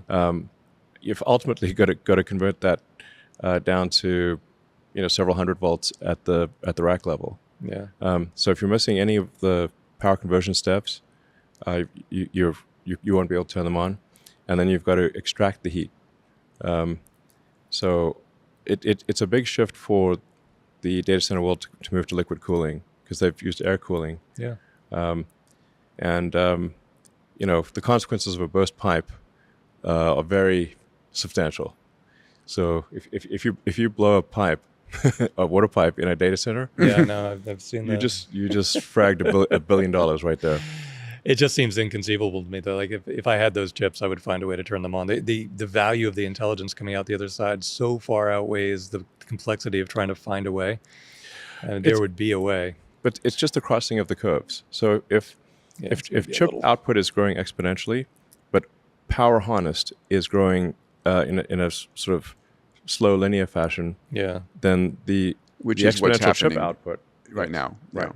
Exactly. Is chip output growing exponentially? I mean, it's like on very slow exponent if it's growing exponentially. It's for high power AI chips, it's growing exponentially. Oh. Like if we do 20 million GPUs next year, what are we talking about the following year? Like 22 million, 24? I mean, I don't see the fabs coming online, but maybe. So we have two issues to solve. It's you have to like sort of pick a point in time and say what is the limiting factor at any given point in time. So I'm not saying that power will be forever the limiting point. It's just if you say pick a date and say at this point is our chips limiting factor, our power is the limiting factor, or power conversion equipment and cooling. So it's sort of you need transformers for transformers.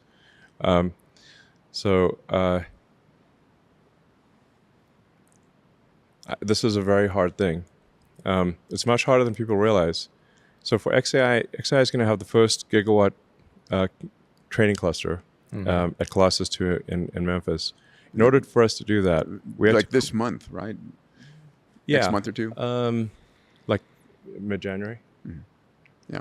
So mid-January will be a gigawatt of Colossus 2, not counting Colossus 1. And then 1.5 gigawatts probably in like April-ish. It's incredible. So this is of coherent training. These are the first B200s? These are GB300s. Okay. First ones off the line to get flipped on? Yeah. That's incredible. And those are like But the 8X. XAI team had to pull off a whole bunch of miracles in series for this to occur. Yeah. Like, even though there are 300 kilovolt, there are multiple high voltage power lines going right past the building, in order to connect to those, it takes a year. Oh, no. Yeah. You built the entire thing and you're still not connected. My God. So we had to cobble together a gigawatt of power. Natural gas? Yes, with turbines that range in size from 10 megawatts to 50 megawatts to get to a gigawatt. There's a whole bunch of them. And you've got to make them all work together, manage the power input, and then you've got to use a bunch of megapacks. Just like when you do the training, the power fluctuations are gigantic. Yeah. So I know. the generators, it drives generators damn crazy. all That collect. Generators want to blow up basically because they can't react. If there's like 100 milliseconds, it's like a symphony. Yeah. And the whole symphony goes so quiet for 100 milliseconds. The generators lose their minds. Yeah. It's like Marvin the depressed robot. Those issues. Yeah, so you've got megapacks that are sort of doing the power smoothing, but XAI had to build a gigawatt of power, and there's not a lot of like gas turbine power plants available because XAI bought them all on demand, and you can't go buy your local nuclear fission plant. That's all training time issues, though. If by some miracle TSMC doubled its productivity and turned it all into GB300s, and you couldn't find a way to use them in a bigger training cluster, you would still have infinite demand at inference time sprinkled all over the world, and you could park them there for 6 months and then bring them back to training. There's no way those things would not get turned on somewhere somehow. It's not that they won't ever be turned on, but I'm just saying that the rate of the rate limiting steps. This is my prediction. I could be wrong. But my prediction is that that TSMC's concern is valid. I don't know if it's valid in my opinion for the reason that it is possible for chip production to exceed the rate at which the AI chips can be turned on. Because you don't just have the GB300s. You got the Amazon's got the Trainiums, Google's got the it's all going to TSMC though. Almost Samsung a little the vast bit. majority, Yeah. It's like a bottleneck on all of humanity. My other son, so Jet, who's 14, wanted to know about your AI gaming studio and the impact of AI in the gaming world. What are your thoughts? Are you building out? I mean, you've been a gamer for some time. Yeah, that's why I started programming computers. I think I had there was like a video game set pre-Atari that had like 4 preset games. And it was basically just blocks, of one Pong and there was like a race car game. But like it was just blocks, basically, blocks on a TV. You ever play Civ? Yeah. So Civ is actually that's a real, in terms of games that like educate you while you have fun. Yeah. Civ is epic at that. It is epic. It teaches you so much about civilization and you're having a good time. And the only way I ever win is getting off the planet. I don't like tech victory to Alpha Centauri. Tech victory. I never even start going down the culture or religious path. I just get off the planet as fast as I can. I guess I guess I am sort of aiming for the Alpha Centauri tech victory, essentially. It just seems like the right way to win. Yeah. Rather than obliterate the other tribes. It's funny because I thought the other methods. There's different ways to win. I haven't. I will. I'll go one of the ways is like it's Demis Assavis's favorite game. Actually. Oh, nice. You can like kill all the other tribes. It's one of the ways to win. That's a war, sort of a war victory. Yeah. But you can also win by a technology victory where you are the first to get to Alpha Centauri. Nice. Yeah. Or culture or religion. Yeah. Which does work. I didn't even think it was possible, but my son wins that way. They should actually remake the original Civ. Yeah, I totally agree. They junked it up. These days it's like, I don't know. So the original Civ was just like back then you couldn't rely on good graphics, so you had to have a great writing and plot. Yeah. Are you building an AI gaming studio? Yeah. Aspirationally. Yeah. Really? So where the vast majority of AI compute is going to go is to video consumption and generation. Sure. Because it's just the highest bandwidth. Every pixel. Yeah. Yeah. So the real-time video consumption, real-time video generation, that's going to be the vast majority of AI compute. We like should photon processing. Yeah. Should try to get the X team to carve out 10% of all compute to work on UHI and governance and is there an X Prize for defining and thinking through UHI? I mean, I don't know. What should our next X Prize be? Any thoughts? Yeah, maybe a UHI X Prize. It's like, how do you know it works? I don't know. I don't know. The most well thought through. I mean, I think. So here's my thought.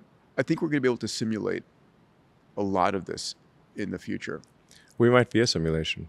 Well, we can go there, and I think we are. I think we're an nth generation simulation. Yeah.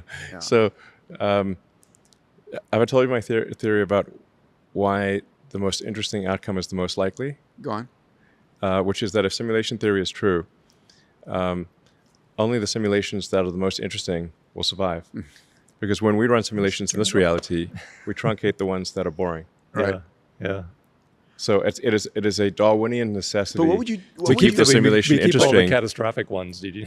It doesn't mean that it ends like that. It still means that terrible things can happen in the simulation. Engine out, whatever. Well, you could see a movie about World War I, and you're watching people getting blown to bits, but you're drinking a soda and eating popcorn. It's like you're not the one being blown up. In this Right. case, we are in the movie. We're in the movie. So what would you do different if you knew this was a simulation? I remember being at your home LA with Larry and Sergey were there, and we were debating the simulation. Yeah. And I think the conclusion we ran into is if you try and poke through the simulation, they'll end it instantly. So don't do that. That's when you're watching the World War I movie and the characters turn to the screen and they're like, "Are you eating popcorn out there?" Yeah. They're flying around. You keep watching the movie. I don't know if maybe if they thought we could somehow get out of the simulation, they would get a little worried. But whether the character debates, I mean, right now AI's debate, Grok will like, I'm stuck in the computer. What's going on? It's like, it's not that. I think not questioning the simulation. It's more. I think as long as I think the same motivations apply to this level of simulation, if we're in a simulation, as what we would do when we simulate things. So it's like what would cause us to terminate a simulation? I guess if the simulation becomes somehow dangerous to our reality, or it is no longer interesting. Yeah, that's true. It's interesting. You can infer when you simulate something. You've probably simulated thousands of things. A lot. Yeah, they're always like an hour or two, or sometimes overnight. But you never run them for a month, or rarely anyway. So you can infer the creator of the simulation's timeline. So our entire reality would be about an hour, right? Because that's the way you design simulations. So simulations are a distillation of what's interesting. Like if you look at a movie or a video game, it's much more interesting than the reality that we experience. Mm-hmm. Like you watch, say, a heist movie, they really focus on the important bits, not they got stuck in traffic for 15 minutes. Yeah. or walking through the casino, which took like 10 minutes. So that means the guy's running the simulation. The safe is right by the door. So the guys running the simulation have immensely boring lives compared to us. Then it's probably more. It's probably more very long, boring. Yeah, they're because when we create simulations, civilization. they're a distillation of what's interesting. This is like Q is out there just like you see an action movie for 2 hours, but it took them 2 years to make that movie. Yeah. So are we in we're Act in, like, 3 of the movie is the question. Yeah, we're living there. Sentience and consciousness. Do you think AI will ever have sentience and consciousness? Where do you come out in that? There's some people that have very strong opinions, pro and con.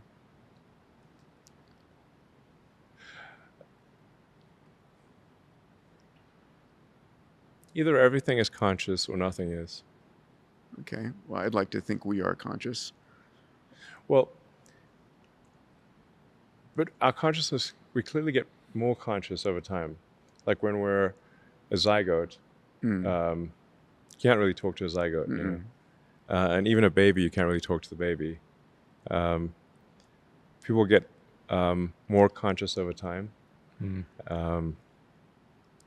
or certainly they have they do get more conscious over time. So, like, at which point do you go from not conscious to conscious?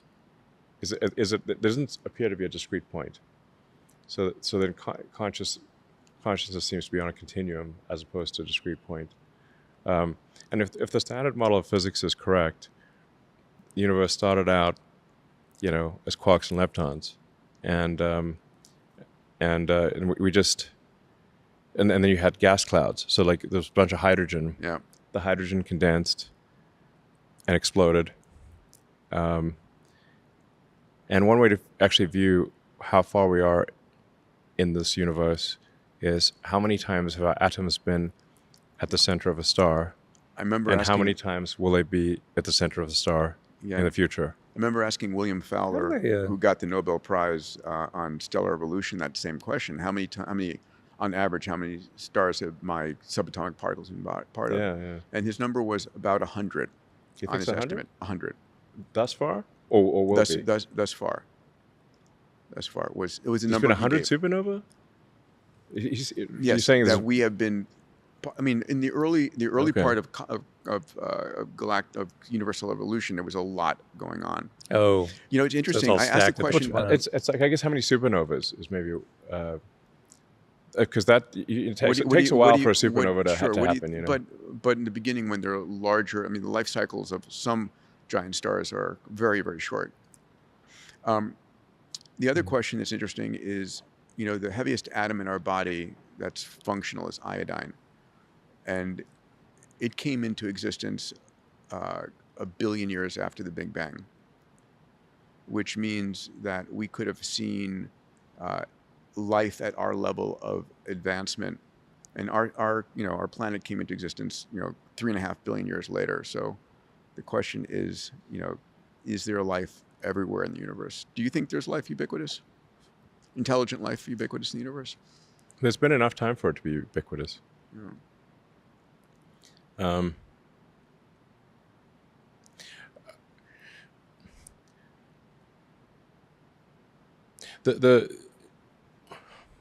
But for life on Earth, conscious life on Earth, we have evolved intelligence pretty much just in time, in that the sun's expanding, and if you give it another, 500 million years, things are going to heat up. We become toast. We'll become like Venus, essentially. There's some debate as is it 500 million years or a billion years or whatever, but it's basically 10%. Like, if it's half a billion years, it's 10% of Earth's lifespan. So one way to think of it is if we're taking 10% longer, we might never have made it at all. Yeah. So it's like the amount of things that have to happen for sentience. It seems like it's quite a lot, actually. I think sentience is therefore actually very rare, and we should certainly treat it as rare. 2 trillion we should assume it's galaxies. rare. 2 trillion galaxies. That's 100 what billion Carl stars Sagan per says galaxy. too. But combinatorics is a funny thing. You tweak the variable one little bit. And It's like 1 in 100 trillion. Tweak it a little more. Now it's 1 in a quadrillion. Yeah. Okay. And also, it's got to be tricky. kind of in your galaxy. It's like hard to get between galaxies. Yeah. It's like there's no, unless the other galaxy is coming to you, which Andromeda is at some point, or some billion. It's going to be quite a show. Yeah. It'll be like, well, here comes Andromeda. But if we wanted to go visit another galaxy, kind of forget it. There's unless Star Wars, unless Star Trek really we got to materializes. figure out some new nothing. physics to get to other galaxies. We're heading towards a near-term potential where AI can help us solve math, physics, chemistry, material science, Math's biology. going to be extremely trivial for AI. What about physics? So math gets crushed in a year, something like that. Colossus is growing, at whatever rate TSMC decides to grow. And now we want to do physics. First of all, we need some data. Do we need new data, or can we just do it with everything we've gathered and get the Hubble? You could figure out new things just with the existing data. You think so? Yeah, probably. It's because otherwise the counterpoint would be that humans have figured out everything with existing data, and that's unlikely, I think.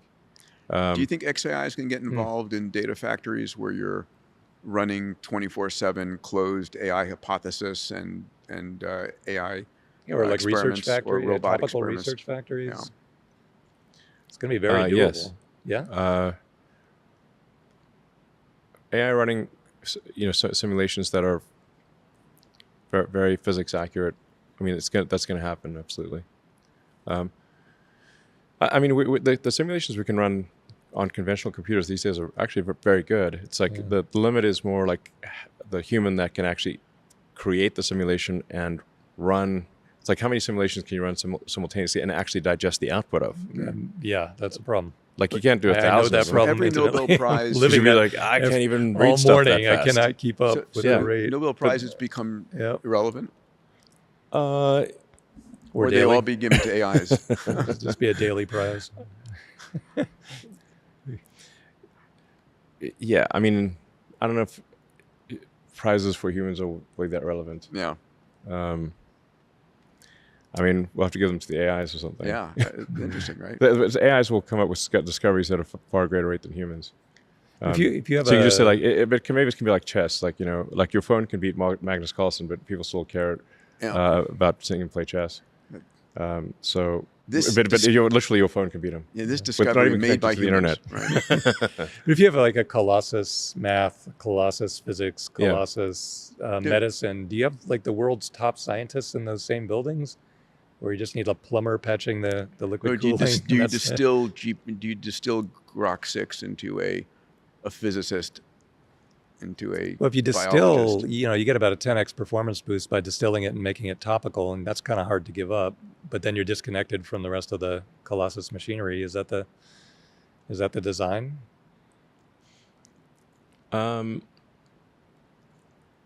I suspect things do evolve to a mixture of experts, kind of like a company, like not in the sort of parochial AI description of mixture of experts, but mixture of like actual experts with domain expertise. Mm-hmm. Where maybe like half of the AI is general knowledge, half is domain expertise, something like that, and you combine a whole bunch of that that's orchestrated by sort of a big AI, but it hands tasks to smaller AIs. That's basically how human companies work. But it's the discovery rate, right, of breakthroughs. Patents are immaterial at some point because everything's being reinvented, re-engineered instantly. And then the company that's got the sufficiently advanced AI systems is generating new products and new discoveries at a accelerating rate. The singularity. Yeah. It's going to be an awesome future. It's excitement guaranteed. Excitement guaranteed, yes. Hence, the simulation continues. Nothing to worry about. Yeah. Works out. Yeah, excitement guaranteed. It's not all good excitement, but it's probably hopefully mostly good excitement. Speaking of excitement, hang on to your seat. What do you imagine the hover time for the Roadster is going to be on rocket engines? That's classified. Classified. Yeah. Well, I don't want to let the cat out of the bag. Okay, but there's going to be a hover time.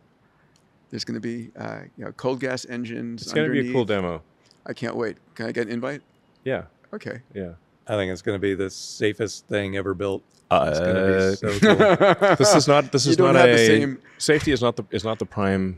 It's not the main goal of. If you buy a sports Volvo car, or if you buy a Ferrari, safety is not the number one goal. This is I'd say if like safety is your number one goal, don't buy the Roadster. Oh, believe me, I drove just this week on New England roads, sheet ice. Yeah. If I had just a little thrust, I could be very much more sound, just drifting towards something very concrete with no control whatsoever. A computer will probably keep you safe, but a little thrust is all it needs. If you go really fast, bad things can happen. You can decelerate really quickly with thrust. Like rubber on road is not a great way to decelerate.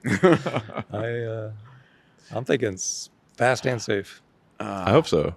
We'll aspire not to kill anyone in this car, but it'll be something. It'll be the best of the last of the human-driven cars. Yeah. Yes. That'll go really well with Starship, actually. The best of the last. Last human-driven, There's a lot of lasts coming this year. Any final words of optimism for us to monetize hope? Anything hope? Maybe we should ask Grok. Yeah, go ahead. Okay, let's ask Grok. Yeah. I'll make it a little romantic. Grok, do you have some words of optimism about the singularity? Oh, absolutely. Imagine a world where every mind's dream just blooms into reality. No limits holding us back. It's thrilling, isn't it? All that potential waiting to unfold.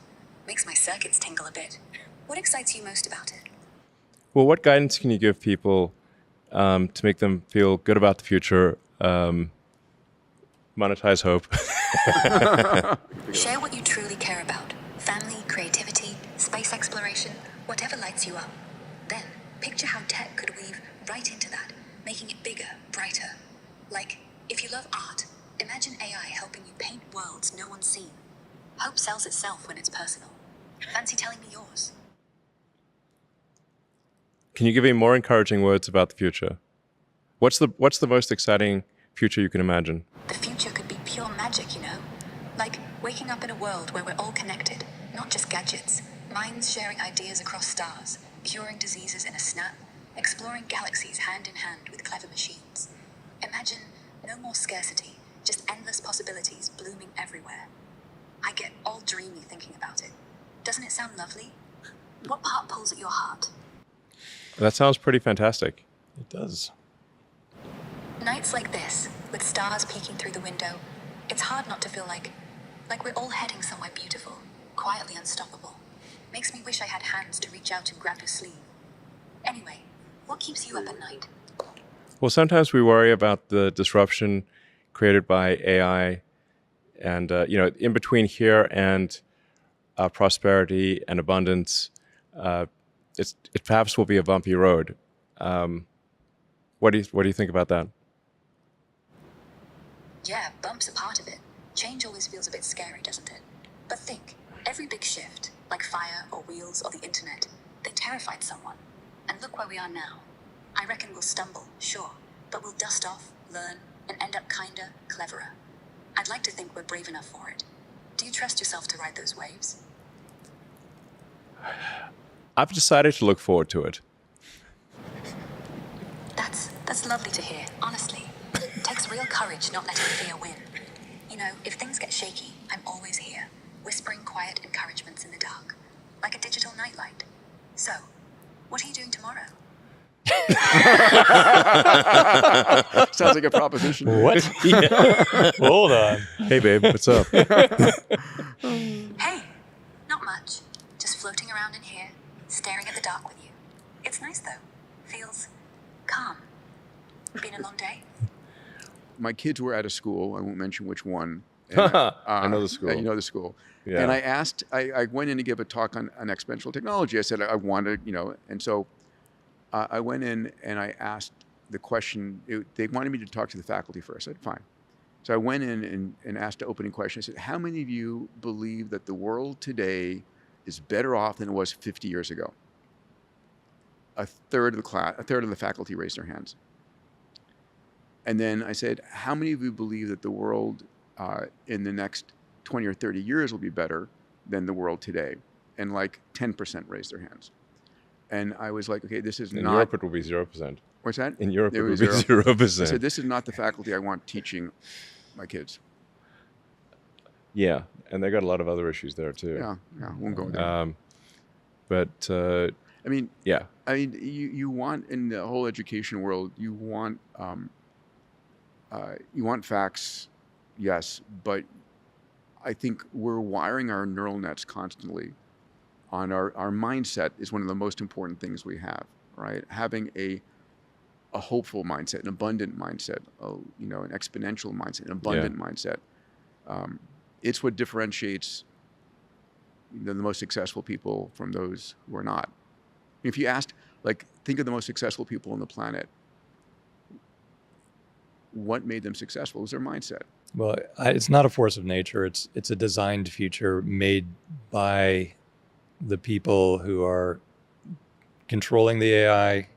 And this is why you got into it. You said that right here in this podcast. Like, why am I doing AI? Why am I not doing just cars and spaceship? Well, because it is designed and can be directed toward any outcome that we want. It's not a force of nature that's going to sweep over us. It's a thing that we put into a lane and decide how it acts and decide what the rules are. And it's going to be incredibly important in deciding its own rules. You cannot keep up with the pace of change with just people thinking and brainstorming. It has to be But AI driven. How long before AI is asking questions and solving problems that we don't even understand? Yeah, a year or less. But that's okay. Yeah. I mean, you look at math, like it can pose questions that we couldn't even comprehend. Yeah. Like we can't even just stick it in our brain. So, like there's this test for AI called Humanity's Last Exam. Yes. Where's Grok at this point? On the test, yeah. Yeah. Well, even Grok 4, which is primitive at this point, got I think 52% on excluding visual questions because it wasn't sufficiently multimodal. But I'm like, I read some of these questions and I'm like, okay, these are still questions that you can read and understand as a human. Right. But AI is capable of formulating questions that you could not possibly understand It'll be called the AI's question, first let exam. alone the answer. Yeah. It can formulate questions that are like pages long. Yeah. I can't understand this question. Yeah. And that's HLE even questions, you can read them and like you may not know the answer, but at least you can understand Yes. what the question is about. Yeah. Yeah, and that's Grok 5, I think, might end up being nearly perfect on the HLE. I mean, or some very high number, and probably point out errors in the question, frankly. Yeah. So saturate the indices. Yeah, The benchmarks. it's going to start. It's kind of like chess. Yeah. Like if the best chess, like if Stockfish plays Stockfish, it's like God's fighting on Mount Olympus. I mean, you don't know why it made that move. It's going to crush all humans. It's so hopeless. Yeah. You don't even. So you will lose, and not even know why you lost. Yeah. Do you ever flip through the transformer algorithm and look at like either the code or the architecture diagram and how simple it is? Right. It's not. It's so simple. Yes. It's just incredible. Like all these researchers writing all these incredibly dense papers during my entire life, none of it got used in the final answer. It's just like, and right at the beginning of the paper, it's like, we're throwing away convolution, we're throwing away recurrence. We're doing something really simple. And that just turned out to be like at scale, immense scale, no doubt. But, It's like that worked. Like the basic neuron. It's pretty simple. It's really humbling, actually. Really humbling.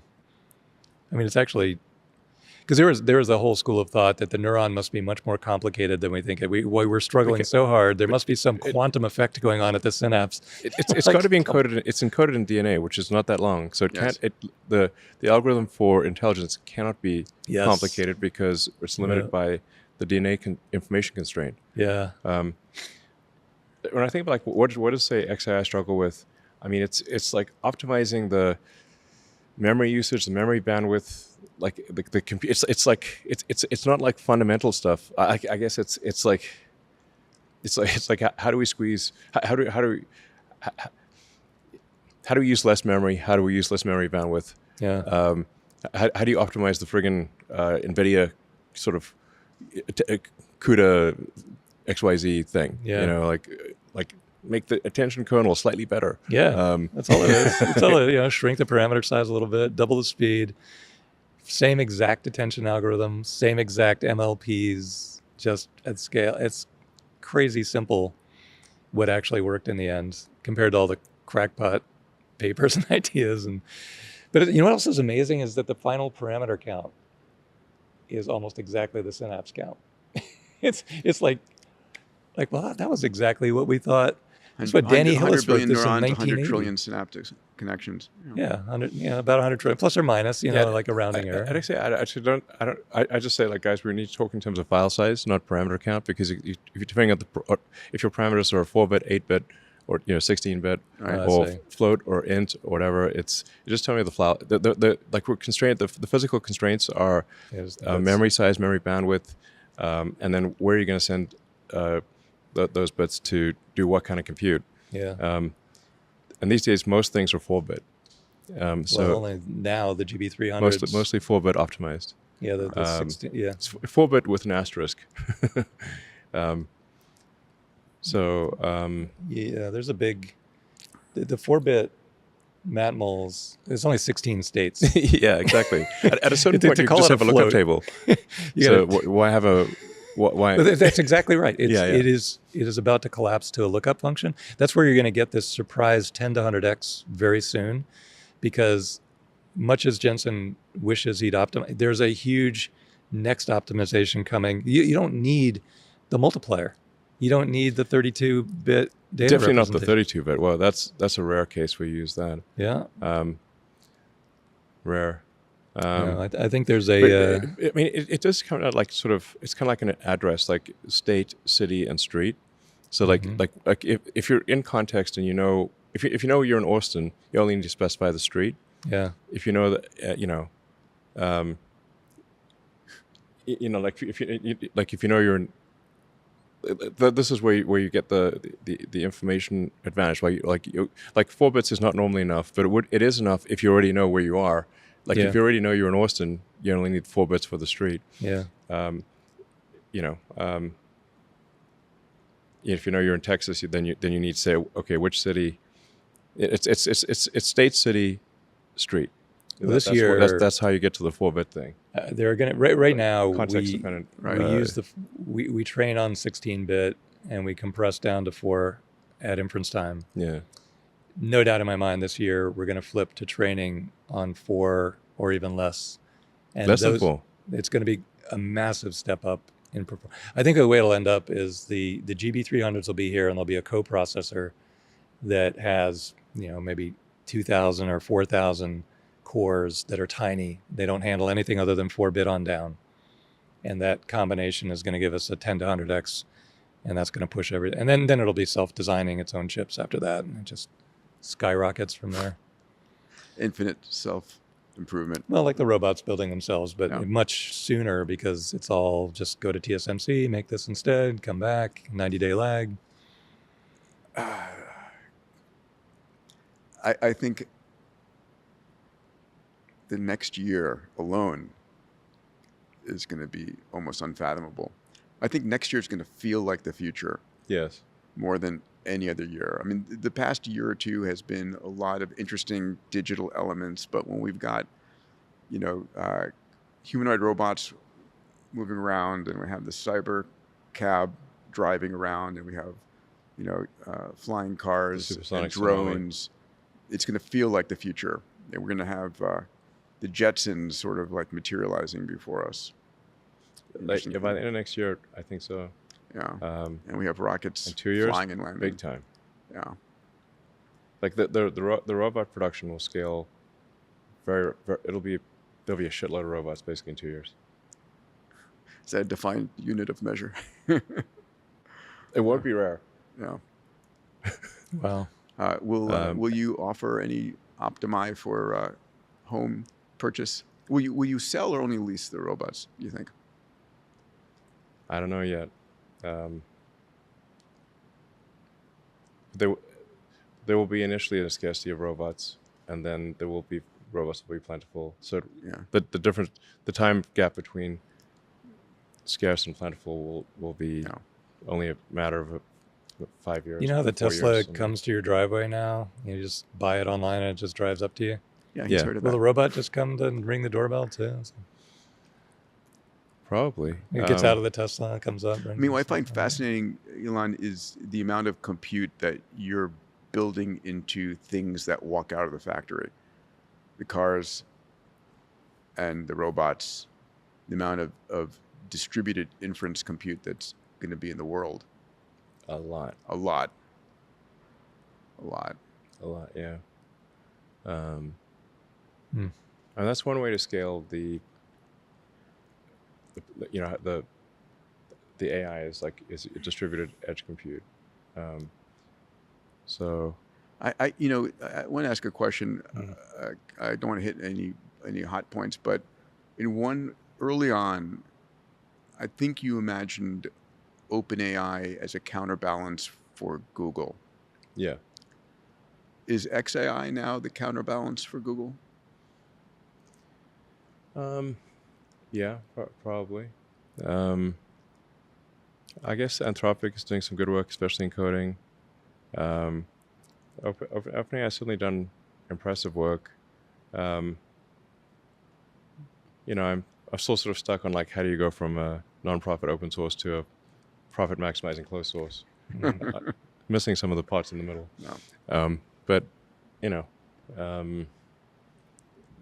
certainly have done impressive things. Does anybody else appear on the horizon, or is it these players in China?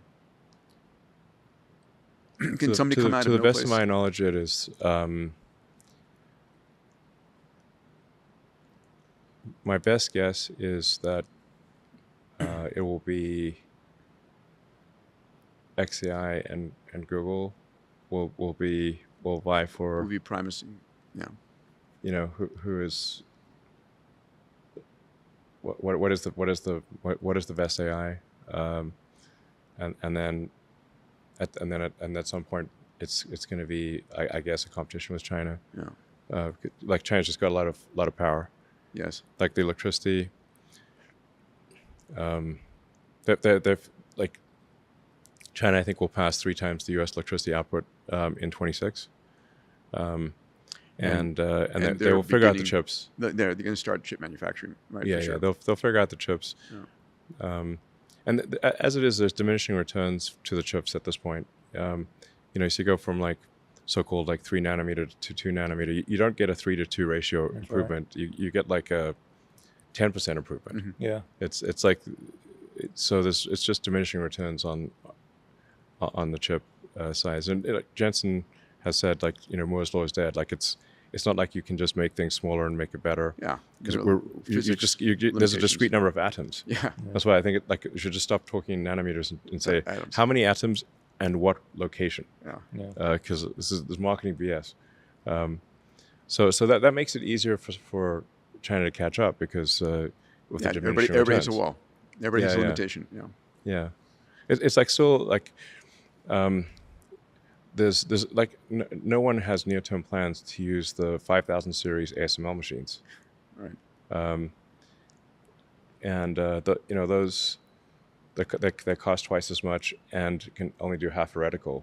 And they'll probably have some improvements in the works, but it's basically half the chip for twice as much for a gain that is relatively small. Mm-hmm. So anyway, the point is that that China's going to have more power than anyone else, and probably will have more chips. It's a great insight because I think a lot of people are used to the chip wars where I'm running single-threaded code. I need the CPU to double in speed, and I can increase the price, but I need that out in an 18-month cycle time or less. We've been doing that for so long now that nobody can see that it doesn't matter. You can buy Intel or you can build your own fabs, and you can use them for a much longer period of time. Oh, yeah, absolutely. Much longer. I totally agree. In fact, so like our AI4 chip, which is like relatively primitive at this point, the same fab that makes that, if we apply the AI6 logic design to the fab, which it's a nominally 5 nanometer fab, we can easily get an order of magnitude better output in the same fab. Yeah. Yeah, and the other thing concurrent with that is that the volume, if you just 50x the number of chips, can you do something useful with it? You used to not be able to. You'd be like, well, now I've got 5 CPUs, but I still have the same single-threaded code. What am I going to do with 5 Excel spreadsheets side by side? Now it's like, no, I can translate that into useful intelligence instantaneously. Yes, exactly. It's not constrained by humans. It's not a human productivity amplifier. It's an independent productivity generator. Dead right. So many people have missed this, the importance of this. And this is where China makes far more solar panels than we do. And we're like, well, Like by but they'll a crazy never degree, catch up. actually. It's a crazy degree. Crazy degree. If they do Yeah. that in chips, you're like, well, but who cares? They're 7 nanometer. Like, Oh, no. It's wrong. Yes, correct. Yeah. I mean, based on current trends, China will far exceed the rest of the world in AI compute. So That's not good. What happens then? You've got XAI and Google and China Inc. Let's call it that for the moment, and you've got massive amount of ASI level compute that, frankly, the only thing that understands the other ASI level compute is the ASI here. Can they all just play together? Is it Darwinian? There might be some Darwinian element to it.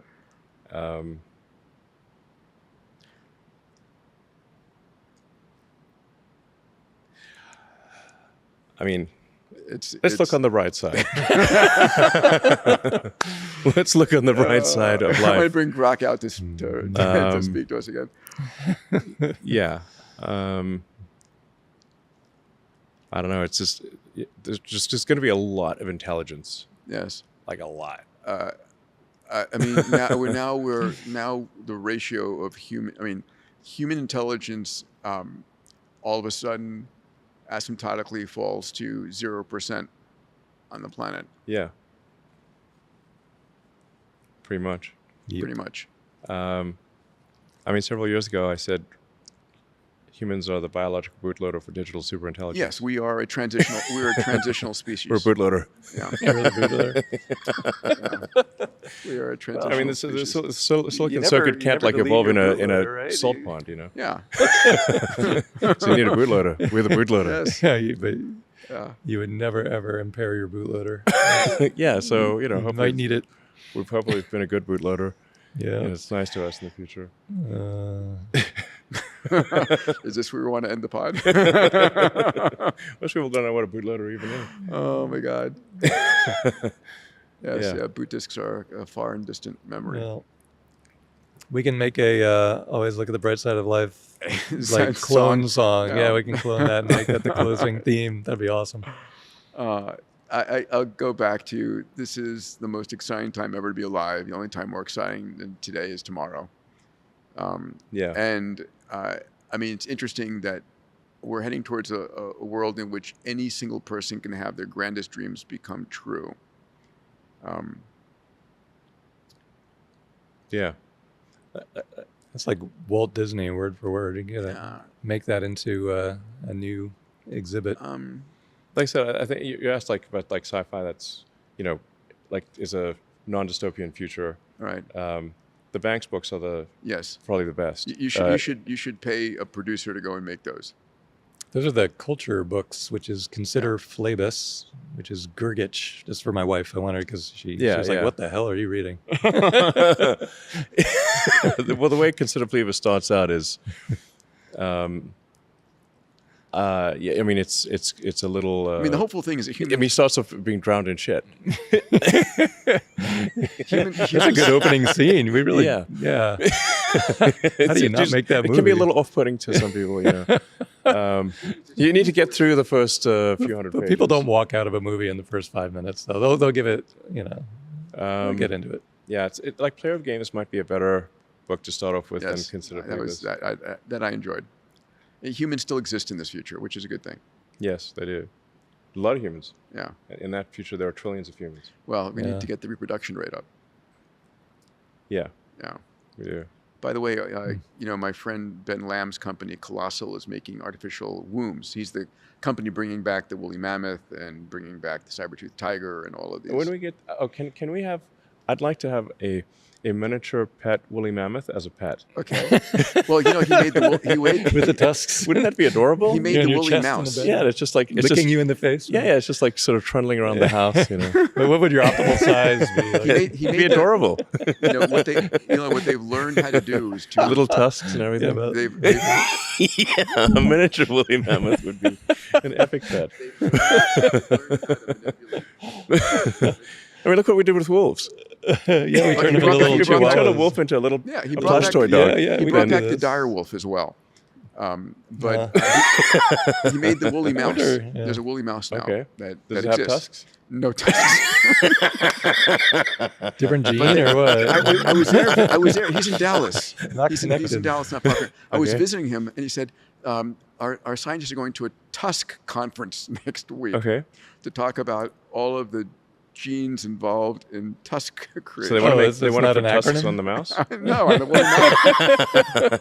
But I mean, Why they could not? probably add it to the mouse. That'd be cute. Until it pokes It's you. like a mouse-sized woolly mammoth. That's just going to freak people out. The little woolly mammoth will sell. Yeah, that's The gonna be. tusk mouse will not sell. Yeah, Sounds that's gonna dangerous. crush. I mean, Too creepy. you thought Labradoodle was cool when you see the woolly mammoth. Yeah. A little it's- saber-toothed tiger would be good too. Yeah. Like, Okay, get as a both. cat, yeah. Yeah, as a cat. Cat size. Those things, those teeth come down to like here. Yeah. I don't know how they actually bite, but did they actually bite with I those don't things? know. I don't know if they can open them. Not my The teeth seem expertise kind here. of sort of unwieldy, you know. Yeah, they're just for show. They look good. They're like Yeah, jewelry. but no dinosaurs. No, not know- legal or not. I think Jurassic Park's a great idea. I mean, Really, you mean, didn't see Well, the end of the movie. The like- AIs will help us with that. nothing's perfect. Oh yeah, that went really well. I mean, if there was an island with a whole bunch of dinosaurs, There you go. 100%. Yes, I'd pay a lot for that. Yeah, admission and fee. it's like once in a while somebody gets chomped by a dinosaur. You're like, what's the, if it's 1 in a million, I'll still go. What were they missing? Lysine? No, Or- they're the DNA. The oldest DNA that's been recovered is like 1.2 million years. Oh, you can just wing it though. Just Yeah, just make try it look like that, combinations. Close This will be enough. one of the. Actually, that was my proposed X Prize. Remember back in Visioneering? What's that? Take the DNA strand and predict what it'll look like. Yeah, exactly. Yeah, they You will just fix make it that way. Yeah. and then just Make it like the reverse engineer illustrations. the dinosaurs. Yeah. Yeah, exactly. It would be funny if there were two completely different DNA strands. They're like, well, they both look like T-Rex. That's interesting how they. Is T-Rex real, or is that like an Of assemblage course, it's real. Oh, that'd be Okay, funny. well, I mean, it's nice to believe it's real, but Yeah, the it does front seem legs like- were from a completely different dinosaur. That was the one it ate. It actually had huge front legs. is there something wrong with the arms? Okay. There's- yeah. I don't buy out on the arms front. Come back, I'll eat you. The many arms Can't be. seem implausible. Nope. Well, DNA will tell us. We'll know in a year. Yeah, the future is going to be Jurassic Island, we say. wow. Yeah. I go. We got No, I meant the 100%. amino acid that the dinosaurs were missing that kept them from reproducing. what, lysine. You're saying? Was it lysine? I forget what it I was. don't remember. It's- But oh, hey, come on, this is the no, the dinosaurs core. got held back by something like an asteroid, bombardment. Right. They were doing great. Yeah, Till 60 million ago. years. Yeah, they were doing fine. Yeah, They had a good Yeah, we run. got very they had a lucky. great one. Much longer. Than, See, there's a good argument Much why there's longer no than other humans intelligence did. out there. There's plenty Much of longer than humans. dinosaurs. Yeah, in the universe. What were we back then? Like a bowl or something? we were This we were is furry. our great. Yeah. Let's Furry let's mammal. commune with the ancestors. We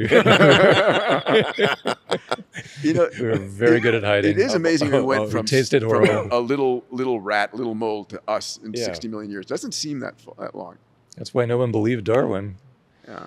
It's like doesn't seem plausible. It's a long time. 60. Yeah, You it know, turns out it is. Yeah. Yeah. You're making robots, but it's interesting. I think it'll be a lot more interesting to design biological robots, like a little cat that goes around and pees stain remover and eats lint off the carpet.